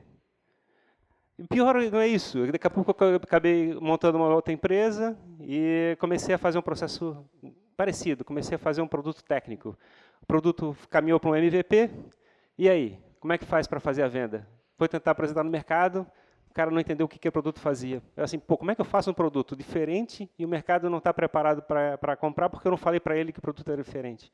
Como é que faz essa venda? Aí é que tá. Eu fiquei indignado com essa situação. E dentro desse processo, essa empresa que eu estou falando é a própria Raise Hands, e a gente começou a estudar como fazer uma comunicação, como é que faz o custo de aquisição de cliente ser bem baixo, como é que você faz a pessoa conhecer o produto e te procurar para fazer a compra do teu produto. E foi procurando muita informação sobre esse processo e foi verificando como a internet está mudando e como as pessoas estão fazendo um processo de alteração do processo de geração de interesse nas empresas. Esse processo acabou me encantando. Eu encontrei com o Jimmy, a gente ficou conversando sobre esse processo, ficamos tão empolgados que a gente começou a fazer isso. E aí, até o produto técnico que eu estava fazendo dentro do Raise Hands, acabei deixando de lado, porque eu estou focado agora em fazer esse processo acontecer. Exatamente. Para as startups que eu estou envolvido, com os projetos que a gente está tocando. É uma coisa muito bacana fazer um processo de comunicação nesse novo mundo. E é isso que a gente quer passar para vocês. É isso aí, é a história de dois caras, um de um lado da mesa e outro de outro, né? E isso passa muito por uma mudança de mindset, na verdade. Tanto o que o Ferrari enfrentou, quanto o que eu estava enfrentando, era a possível resistência de enxergar as coisas por um outro lado. E foi isso que a gente começou a fazer na Raise Hands. Primeiro, entendendo que você precisa documentar e não criar algo. A publicidade tem uma visão muito tradicional ao longo dos anos de preparar um conteúdo publicitário e só apresentar ele para o mercado depois que ele está perfeito. Seja um outdoor, um comercial, um anúncio em jornal, seja o que for, é uma peça publicitária pronta. É uma tentativa de fabricar uma fantasia. Você quer chegar e fabricar uma visão do que a sua empresa que não é de fato. Você está tentando vender uma imagem, e essa imagem não é a tua verdade. E isso custa caro, e isso fabrica uma fantasia e as pessoas passam a não acreditar. É uma conversa vazia. Exatamente. E para justamente pular isso, como a gente faz para superar isso? Porque se todo mundo está querendo comunicar fantasia no mercado, está querendo comunicar coisas prontas, coisas artificiais, digamos assim, como a gente ultrapassa essa barreira? Basicamente, fazendo o que a gente sempre fala, né, Ferrari? Mostrando a cozinha. É o jeito mais fácil de você falar a tua verdade, é simplesmente escancarar a tua verdade, é você se expor, abrir o teu coração, mostrar como é que é por dentro, com todas as tuas características boas e ruins. Quando você abre a sua cozinha, o que quer dizer isso? Quando você mostra a realidade, o que está acontecendo agora, quando você deixa de se preocupar demais com o conteúdo que você está produzindo, você gera uma conexão muito mais próxima com as pessoas. E Pode notar. Está muito relacionado com o próprio Lamin falou. Exatamente, muito relacionado com o que o Lamin falou. Quando você se expõe, você está se expondo o seu eu, a sua verdade, o seu propósito, a sua razão. Exatamente. Talvez numa experiência pessoal de vocês, um stories todo pensado, preparado, não gerou tanto engajamento quanto aquele stories rapidinho que você fez do almoço ou daquela corrida de manhã cedo que todo mundo te respondeu. Ou seja, o valor não está na parte visual estética do conteúdo. O valor está no conteúdo, está naquilo que você está entregando. Dentro desse ponto de vista, a gente tem algumas histórias onde a gente acabou gerando conteúdos, né, Ferrari? Sim, sim. E coisa muito curiosa, um tempo atrás eu tirei uma foto, estava andando numa calçada e encontrei aqueles pisos táteis, né? E aí pararam e interromperam os pisos táteis e botaram árvores. Eu achei, ficou bacana pra caramba. Mas aí eu fiquei pensando assim, como é que o cego se vira nessa situação? Né? Eu cheguei, tirei uma foto e botei, fiz esse comentário. Eu achei tão curioso, porque foi uma percepção, eu sou ignorante no assunto, né? Não sei como é que é a situação, mas tive 15 mil compartilhamentos. Eu fiquei pensando, que diabo, né? Como é que pode? Se eu quisesse fazer um conteúdo viral, eu não ia conseguir. Como é que eu fiz isso, né? Como é que eu replico isso, né? E comigo aconteceu uma coisa muito parecida, porque eu tomei a decisão, ao longo desse tempo com a Jimmy, de construir um escritório de container. E aí eu peguei, né, fiz ali um projeto básico para montar o próprio escritório, e aí eu falei, cara, eu tinha criado na época um canal no YouTube chamado Não Ajude o Próximo, e aí eu decidi pegar e gravar essa construção dos containers para o YouTube, de forma totalmente despretensiosa. Eu literalmente peguei o celular e gravei, pessoal, o container está chegando. Olha só como é que a gente está fazendo a ligação de água e esgoto. Mas tu não queria ajudar o próximo, né? Não queria ajudar o próximo. Então por que fizesse isso? Não entendi ainda. Eu fiz isso como uma forma de protesto, na verdade, o canal, porque eu criei o canal para documentar o meu dia a dia, a minha vida, e ter um ambiente onde eu tivesse total liberdade para produzir o conteúdo que eu quisesse. Então, não ajude o próximo. Não queria dar satisfação. Exatamente, porque eu já tinha que aprovar tanta coisa no meu dia a dia para poder postar, eu queria ter um lugar onde eu pudesse fazer o que eu quisesse. E assim eu fiz com os containers. E eu comecei a gravar esses conteúdos de forma despretensiosa, ligação de água e esgoto, parte interna, etc. Nos primeiros meses, não tinham muitas pessoas interagindo nem comentando, mas chegou um momento que parece que o canal deu uma virada. E aí começaram a chegar milhares de pessoas para conversar comigo sobre containers. Ou seja, se eu tivesse uma empresa de containers, eu poderia vender para essas pessoas. Tem um vídeo meu chamado Quanto Custa um Container, que tem mais de 300 mil visualizações. E, sei lá, uns 1000 comentários. E eu nunca coloquei R$1 nesse vídeo para promover. Aí eu fiz a mesma pergunta que o Ferrari fez. Cara, como é que eu faço isso acontecer para os meus clientes? Se eu fiz isso acontecer. Pois então. E o ponto que eu acho curioso desse ponto é que a coisa ficou viral, a pessoa foi engajada, a coisa aconteceu sem muita formatação, sem muita produção. E você, para engajar as pessoas, você não precisa ter uma qualidade técnica excepcional. Esse que eu acho que é o grande ponto que a gente pode ligar sobre a conversa que o Cláudio falou na apresentação dele, é que se você chega e faz uma comunicação que as pessoas acreditam que é a sua verdade, você não precisa ter uma produção perfeita. Você pode fazer no teu celular rapidamente, tirar uma foto, escreve um texto, tem erro de português. Isso não é tão relevante. O conteúdo perfeito não é um conteúdo ideal. O conteúdo perfeito é um conteúdo que faça as pessoas estarem envolvidas. É um conteúdo que funcione, né? E o que é interessante dessa estratégia é que, quando você produz algo nesse sentido, por exemplo, eu postei lá esses conteúdos no YouTube, eles viraram ativos digitais. Porque eu deixei de postar nesse canal, inclusive tenho que voltar a fazer isso, e até hoje eu recebo comentários nos vídeos, e as pessoas comentam em vídeo de 2015, como se eu tivesse postado ontem. Essa é a grande mágica do processo de produzir um conteúdo. Você fazer uma promoção é uma coisa instantânea. Então, você faz uma estratégia de marketing de uma empresa, você não faz aquilo virar um ativo de comunicação. Você fabricar o teu próprio conteúdo é uma mudança drástica da forma como é que as pessoas percebem a tua presença no mundo. Exatamente. E, inclusive, isso tem muito a ver com o momento em que a gente está vivendo. Um momento, na verdade, de explosão de informação. A gente está sendo impactado o tempo todo por conteúdos e coisas estão tentando tirar a nossa atenção. A gente está ali lendo uma conversa no WhatsApp, tem milhares de notificações pulando. Está vendo uma foto no Instagram, outras milhares de notificações. Então, o tempo todo, as pessoas estão tentando puxar a nossa atenção. E como que a gente faz para focar no conteúdo que a gente realmente quer? Como que esses conteúdos de quem está produzindo se tornam relevantes num conceito de bolhas, num conceito de cauda longa? Pois é, a quantidade de informação está fazendo a gente ficar filtrando essas informações. A gente não aguenta mais a quantidade de informação que recebe. A gente recebe muito filme Netflix, recebe muito conteúdo, jornais, revistas e coisas assim. Você não tem mais aquela condição de chegar, eu vou ver todas as séries que tem no Netflix disponíveis. Eu estou argolado de material e eu não consigo consumir. Mesmo que eu queira, eu não vou conseguir ficar com uma condição... É impossível vencer o conteúdo. Isso. O ponto é que a gente vai ter que chegar e localizar uma maneira de achar coisas que eu fique engajado, coisas que me provoquem emocionalmente uma relação. E o que está acontecendo na prática é que, em vez de a gente ter a Folha de São Paulo, a Globo, coisa parecida, que são empresas que estão no topo de uma cauda longa, a gente tem um processo de construção de uma cauda extremamente comprida de interesses. As pessoas estão cada vez caminhando para produzir e ocupar trechos dessa cauda longa, e as pessoas estão chegando, se aproximando dessas caudas, e dessas bolhas, né, da cauda, e ficando ligadas nela por causa da relação emocional.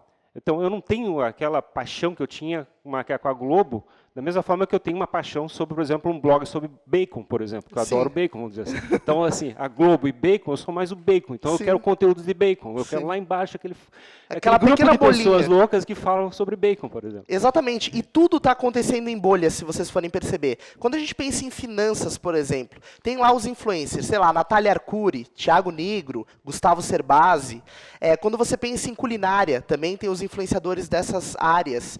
Essas são bolhas. Então, se você você segue 2, 3 influenciadores de áreas que você gosta, você está passando a sua vida vivendo dentro dessas bolhas. Porque no seu vídeo, no seu feed, aparece somente conteúdo da Natália Arcuri e de outros 2 influenciadores. E assim por diante. Ou seja, a gente está com a nossa atenção dividida e descentralizada. Né?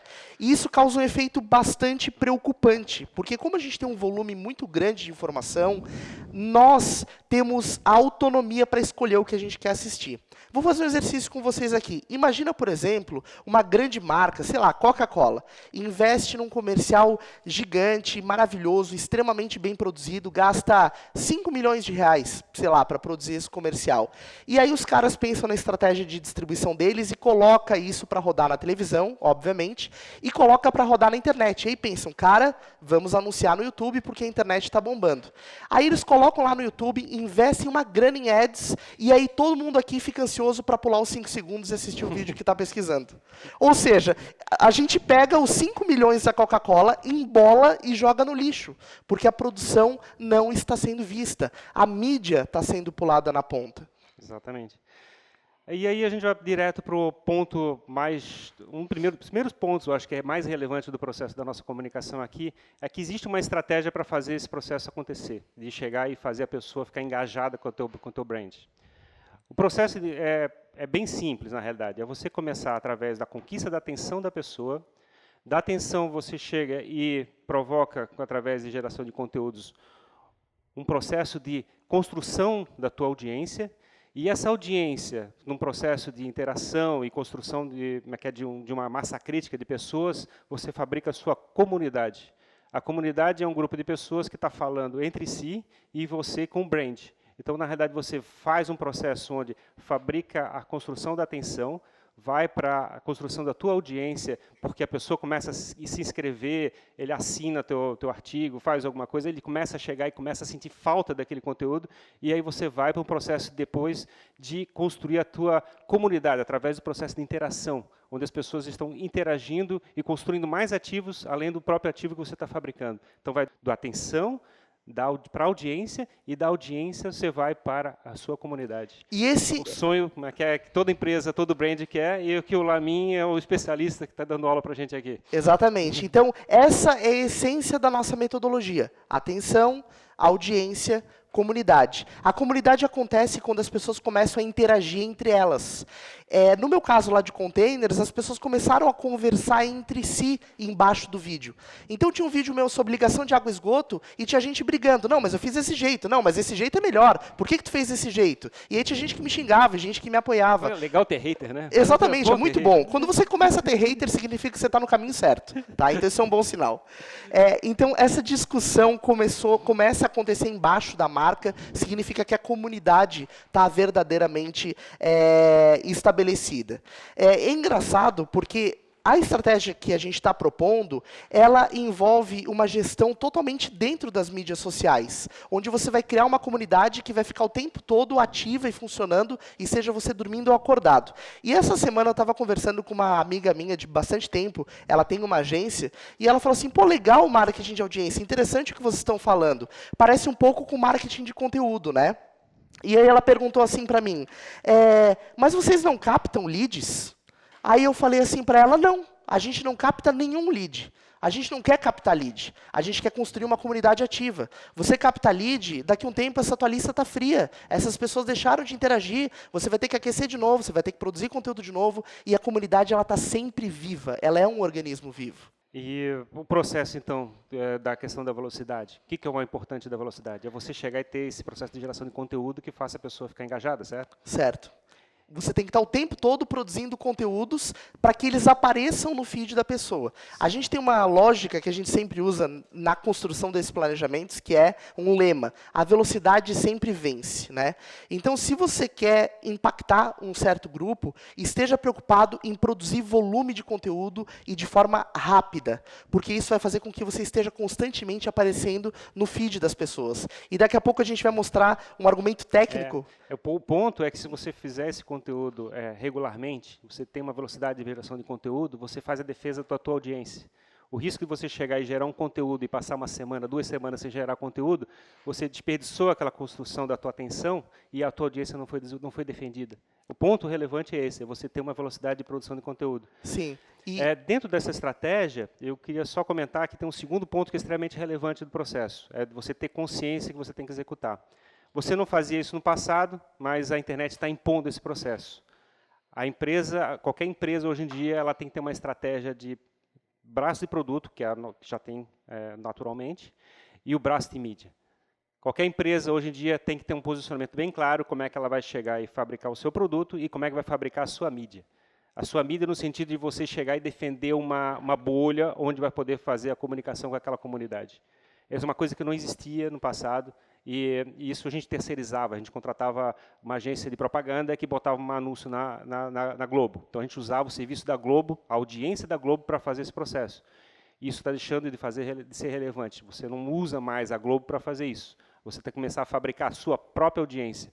Isso começa a ser determinante nas estratégias de brand das empresas. Então, é bem claro, de novo, você vai ter que ter a equipe montando a estratégia de produto, que é natural, e a tua estratégia de mídia. Você não pode deixar isso abandonado. Exatamente. E você vai se tornar a sua própria Globo, esse é o ponto. Você não vai mais depender de ninguém para gerar audiência. A audiência você mesmo vai estar gerando. E dentro desse raciocínio é importante entender que sempre a sua audiência ela tem que ser muito maior do que aquela parcela de interessados que realmente vão comprar o teu produto. Então, citando lá o caso do Contender, eu talvez tenha uma audiência muito maior do que 10% que realmente gostariam de comprar um Contender, né? Para exemplificar isso muito bem. Eu vou fazer um conteúdo sobre... Eu vou vender bacon, por exemplo. É bom, inevitável. Bacon é inevitável. O ponto é, você pode chegar e produzir conteúdo sobre todas as maneiras diferentes de produzir um prato envolvendo bacon. Pode fazer uma salada de bacon, só bacon, né? Tu mistura bacon, isso. Uma salada de bacon. Suco de bacon. Então é muito bacana. Aí você faz um negócio que está interagindo e com isso você tem uma possibilidade de chegar e falar do teu bacon, como aquele bacon é bom dentro do processo de comunicação. Então tens uma comunidade de pessoas que podem ser que não sejam totalmente pessoas que adquiram bacon, mas possam ser pessoas que ficam interessadas no como é que o prato é preparado e coisas assim. Né? É como você gerar uma multidão, gerar um crowd ali no entorno do teu conteúdo e essas pessoas elas vão a partir do centro dela se engajando mais, se envolvendo, e aí você tem as pessoas que vão comprar de você. Mas existe uma técnica para fazer esse processo. Como que a gente consegue produzir um grande volume de conteúdo e dividir as coisas entre um conteúdo pilar e pequenos conteúdos? O ponto é exatamente como é que você faz o teu braço de mídia não ser tão caro e consiga fazer a defesa do teu braço de produto. Você não vai chegar e montar uma rede de televisão para fazer o teu processo de audiência. Não tem como fazer, isso é muito caro. Então, como é que você faz um processo relativamente barato, utiliza a tua cozinha, apresenta a tua cozinha, fica exposto, né, dentro do processo de comunicação que dá autenticidade. Como é que você faz esse processo? Você chega e fabrica um conteúdo que a gente chama de pilar e fatia ele em vários pedaços. Você faz um esforço, por exemplo, gasta uma manhã para produzir um conteúdo pilar, e aí pega aquele material e fatia com vários insights e distribui na rede social durante um mês. Essa é uma técnica relativamente simples para ser feita, que a gente chama de construir um conteúdo pilar long form. Não sei se tem outra expressão, mas... Nuggets. Conteúdo pilar long form. E aí você chega e pega aquele conteúdo, isola os insights, bota lá uma legenda, explica aquele insight, por que ele existe, e bota nas suas redes sociais e tenta fazer uma defesa da atenção através daquela comunicação.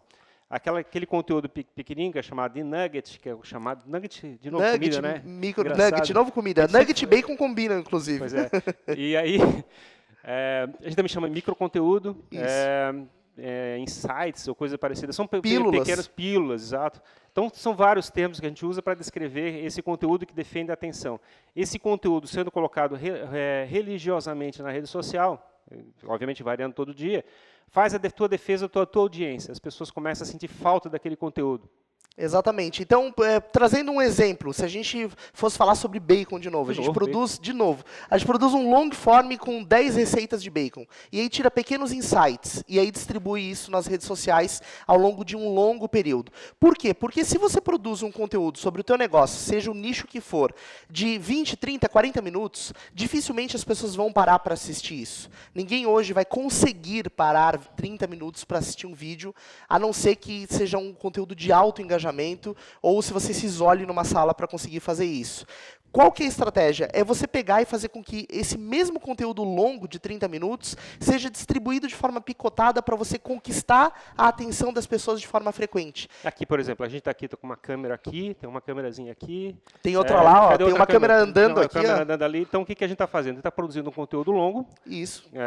3 palestras, que vai dar 2 horas de vídeo. Mais ou menos isso. A gente vai pegar aí os insights, vou pegar os insights falando sobre bacon, porque são insights bons, Sim. a gente vai colocar e vou botar na rede social. As pessoas que gostam de bacon vão começar a consumir esse conteúdo. Exatamente. Então, a gente aqui está dentro de um long form. Agora está sendo produzido um conteúdo longo e que, ao longo de um tempo, os insights compartilhados aqui vão ser distribuídos nas nossas redes sociais de forma estratégica para conquistar a atenção do público, né? E, claro, esse conteúdo ele sempre tem que ter um valor sendo entregue. E o grande lance disso é que eu falei para vocês que a mídia está sendo pulada na ponta, né? O anúncio está sendo pulado. O grande lance é que você pode embarcar a publicidade também nisso. A publicidade leva, o conteúdo ele leva a publicidade adiante numa relação de jabs e ganchos de direito. Exatamente. O ponto é que você, dentro da estratégia antiga, quer pegar, digamos, um jornal, a Globo, coisa parecida, você inseria um conteúdo que não tinha nada a ver com aquele conteúdo que está sendo entregue. O que a gente está falando é que isso não está começando a funcionar mais. As pessoas estão querendo ser impactadas dentro do contexto que estão vivendo, consumindo aquele conteúdo. Exatamente. E, então, o ponto de você chegar e produzir um conteúdo e botar o teu conteúdo promocional dentro do mesmo contexto vai viabilizar o processo de venda. Isso quer dizer que a gente tem que fazer um processo de... vamos dizer assim, vamos pegar o exemplo do boxe, de fazer jabs e fazer ganchos.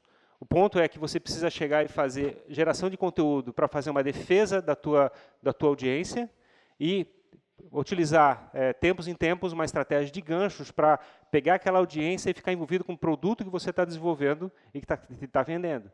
A vantagem que você tem nessa condição é que a pessoa percebe que, como você está entregando valor de graça de um lado, é justo você cobrar valor do outro lado.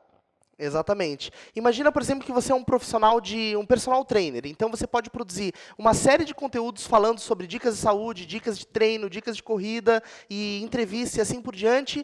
E no meio desse gancho, no meio desse conteúdo, você dá um gancho, contrate a minha consultoria como personal trainer. Então, você entrega muito valor e aí você conquista o direito de puxar essa pessoa para o teu lado. E é tão interessante isso porque essa estratégia de distribuição, ela otimiza muito o conteúdo.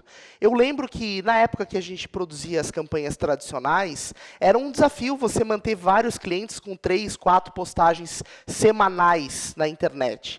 E nós completamos essa semana, no último dia 8, na verdade, terça-feira, 40 conteúdos postados nas redes sociais. Aí vocês perguntam, tá, Jimmy, 40 conteúdos em uma semana, em um mês? Em quanto tempo 40 conteúdos? No mesmo dia. 40 conteúdos postados na própria terça-feira, dia 8 de outubro. Por quê? Porque a gente tem uma série de long forms produzidos e, com isso, uma série de jabs. A gente tem um acervo já de conteúdos isolados, são pequenos nuggets disponíveis para ser espalhados nas redes sociais dentro do contexto de defesa da audiência. E todos eles entregando um valor específico. E aí tem um ganho técnico que acontece. A gente sempre vê muita gente reclamando do algoritmo, né? Até o próprio Claudio Mar citou o algoritmo na palestra dele. Por quê? Porque o algoritmo das redes sociais ele não entrega mais o conteúdo como antes, porque tem um volume muito grande de conteúdo, e as pessoas acabam achando que isso é a barreira para o seu conteúdo ir adiante. E, na verdade, essa estratégia de distribuição, ela também, além de tudo, o plus, o ganho adicional, é você vencer o algoritmo. Porque se você posta 2, 3 ou 40 posts no mesmo dia nas redes sociais, obrigatoriamente o algoritmo vai ter que começar a entregar aquilo. Você está empurrando goela abaixo conteúdo nas redes sociais.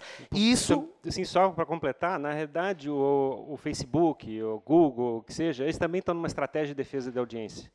Então, você chegar e pensar que você tem que fazer uma defesa daquela presença, daquele conteúdo, e fazer a pessoa voltar consumindo aquela informação, é exatamente o que o Facebook, o Google, ou qualquer rede social está buscando. É conteúdo que provoca a defesa daquela audiência. Então, se você fizer uma estratégia de comunicação que é a mesma que as redes sociais estão fazendo, a rede social vai fazer o algoritmo promover você. Ele quer exatamente isso que a gente também quer, que é fazer a pessoa ficar engajada com aquele conteúdo sendo entregue. Exatamente, e aí você ganha mais oportunidades de contato com a tua audiência. Então, por exemplo, se você acompanha um influenciador e esse cara posta 3 vezes por dia, e você fica tentando postar 2, 3 vezes por semana e não consegue, parece que teu conteúdo não vai, é porque o conteúdo de todo mundo está passando na tua frente. Porque a prioridade do algoritmo vai ser dada para esse conteúdo que tem mais relevância. Porque esse conteúdo ele tem mais chance e oportunidade de interagir e de ser curtido e de ser comentado. Ou seja, você precisa forçar essa barra para a coisa acontecer, para a rede social entregar o teu conteúdo. E falando sobre gancho de direita e valor, acho que a gente está no momento apropriado para isso. Exato, né? A gente fez um processo de entrega de valor através dessa comunicação. A gente passou vários insights, experiências que a gente passou nos últimos meses, sobre o que a gente leu. Isso são conteúdos, são materiais que a gente está entregando para vocês como um valor que a gente percebe que são úteis para vocês usar no dia a dia. Dentro da mesma estratégia que a gente está falando de jab e gancho de direita, essa seria o momento que a gente faria o nosso gancho de direita. A gente vai chegar e falar assim, o que a gente está cobrando de volta. Então, a gente vai querer que vocês interajam com a gente. Esse é o processo de troca que a gente está buscando. Então, sair, por exemplo, do evento desse aqui, a gente provavelmente vai esperar que vocês façam uma interação através da rede social ou aqui presencialmente, ali no café, que a gente vai fazer em seguida. Se vocês olharem ali para trás, tem um cafezinho preparado para vocês. Exatamente. E, inclusive, isso é uma boa oportunidade para eu zerar os meus cartões, tá, Ferrari? Porque eu tenho perto de 50 cartões de visita e eu quero zerar isso e entregar para todo mundo. E outro ponto que a gente pode pensar através dessa geração de conteúdo, de essa interação através das redes sociais, é também no sentido de você mostrar para o público aquilo que você tem para oferecer. E fazer isso através da produção de conteúdo, né? Induzir isso. Sim, sim. O ponto que eu quero falar para vocês é que existe uma forma de vocês gerarem valor para a gente e, ao mesmo tempo, gerar valor para vocês. Então, eu gostaria que vocês aproveitassem esses momentos para chegar e tirar umas fotos, mandar uma mensagem para a gente, curtir a gente, fazer uma tag da Soul Raise Hands no Instagram ou nas outras redes. E isso vai fazer tanto vocês aparecerem um pouco mais, como a gente também aparecer. Também é uma outra estratégia de gancho que a gente está utilizando em cima da comunidade que a gente está fabricando aqui dentro desse espaço. E eu vou fazer diferente, Ferrari. A gente nem combinou isso, mas eu vou fazer uma foto agora com todo mundo. E aí eu vou postar lá na Raise Hands, tá? Vou postar agora no nosso Instagram, ao vivo. E vou fazer mais ainda. Todos os conteúdos que vocês postarem aqui, marcando a Raise Hands, os que já postaram e os que ainda vão postar, nós vamos compartilhar no nosso Instagram como uma forma da gente se ajudar, de trocar audiência. A gente compartilha o nome de vocês na nossa rede e assim a gente troca alcance, né, de vocês com a nossa. Eu vou fazer a foto agora, então, galera, se preparem. Levanta o braço aí todo mundo, apareçam na imagem que vai ser massa, vamos ver. Todo mundo tá aparecendo? Calma aí, deixa eu um pouquinho mais pra cá pra todo mundo aparecer, pô. Senão não tem graça. Acho que assim todo mundo aparece. Aí. Fechou, tô postando agora lá, hein, pessoal. E, acima de tudo, mandem os conteúdos de vocês pra gente também. O que eu posso passar mais para vocês? A nossa experiência nesse período que a gente passou, da transformação da Raise Hands, a gente desenvolveu um know-how, uma experiência para fazer, a gente está executando de maneira prática no nosso brand, e a gente está começando a fazer isso também por outras empresas, e estamos montando uma equipe, tanto do ponto de vista operacional, como também do ponto de vista estratégico. A gente está disponível para conversar para vocês, para ajudar a pensar como é que faz essa defesa da audiência, e também ajudar como é que monta um time para fazer esse processo de entrega de valor, mostrando sua cozinha. Estamos disponíveis para isso para vocês. Jimmy, qual que é o arroba? É @Soul Raise Hands. SOU Raise Hands. Você encontra a gente lá. E pode interagir, enfim, você vai ser impactado por bastante conteúdo de valor. Ó. Tá entrando em 3, 2, 1, entrou lá. Se vocês entrarem agora, já está postado. Tá? Mas é isso, acho que o recado é esse. Queremos passar o exemplo para vocês, esse exemplo prático. A gente fez uma estratégia de entrega de conteúdo e fizemos um gancho para mostrar para vocês que existe uma maneira de fazer esse processo acontecer. Estamos disponíveis para conversar com vocês. E Jimmy Ferrari, é legal também que fica claro, me corrijam se não, é que o método, o processo e a dinâmica, ela funciona também com um grande cliente, uma grande marca, vamos pensar uma grande empresa, mas também para um profissional autônomo também. Tu citaste um exemplo do personal training, por exemplo. Sim. Sim, exatamente. Na verdade, a grande vantagem dessa estratégia é que ela é uma estratégia barata, né? É uma estratégia de baixo custo quando você começa. Quando você quer ganhar performance, se você quer chegar e postar 40 conteúdos num dia, é claro que isso envolve outra estrutura. Mas o fato é que você pode começar a aplicar isso de forma muito direta, de forma democrática, né? Não importa você ser grande ou pequeno. O problema que existe numa empresa que tem um brand muito grande, pegando uma Coca-Cola, por exemplo, é que ele rapidamente tem que localizar um grupo de nichos. Ele não consegue chegar e falar, por exemplo, um nicho dos consumidores de Coca-Cola. Isso é gigante. Então, implica você fazer uma separação dos nichos e pegar, por exemplo, adolescentes, pegar gente que mora numa determinada região e começar a fabricar um nicho, uma defesa daquele nicho. Então, você vai ter que chegar e fatiar esse processo de conteúdo de milhares de maneiras. Vai ter que ter várias equipes se posicionando de várias maneiras. O próprio processo de comunicação vai ter que ser separado.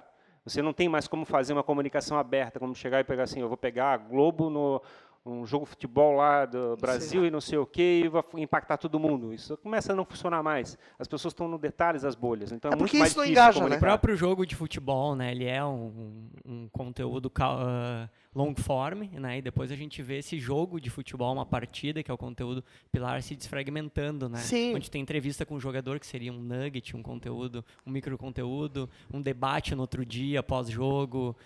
Para públicos diferentes. O Neymar caindo é um nugget. Os memes. Os memes, a gente não falou de memes. Mas só uma mensagem final. A gente gostaria muito de vê-los saindo daqui produzindo conteúdo, mesmo. Que vocês façam e produzam conteúdo sobre o trabalho de vocês, tá? Mostrando a cozinha, sem medo. Então, acho que é isso aí. Agradecer ao Cláudio, Lamin, muito obrigado. Jimmy, Ferrari, parabéns aí por essa troca de conteúdo aí com a galera. Tá bom? É isso aí. Valeu, Abração, pessoal. Obrigado. Pessoal, obrigado. Café agora ali. Valeu.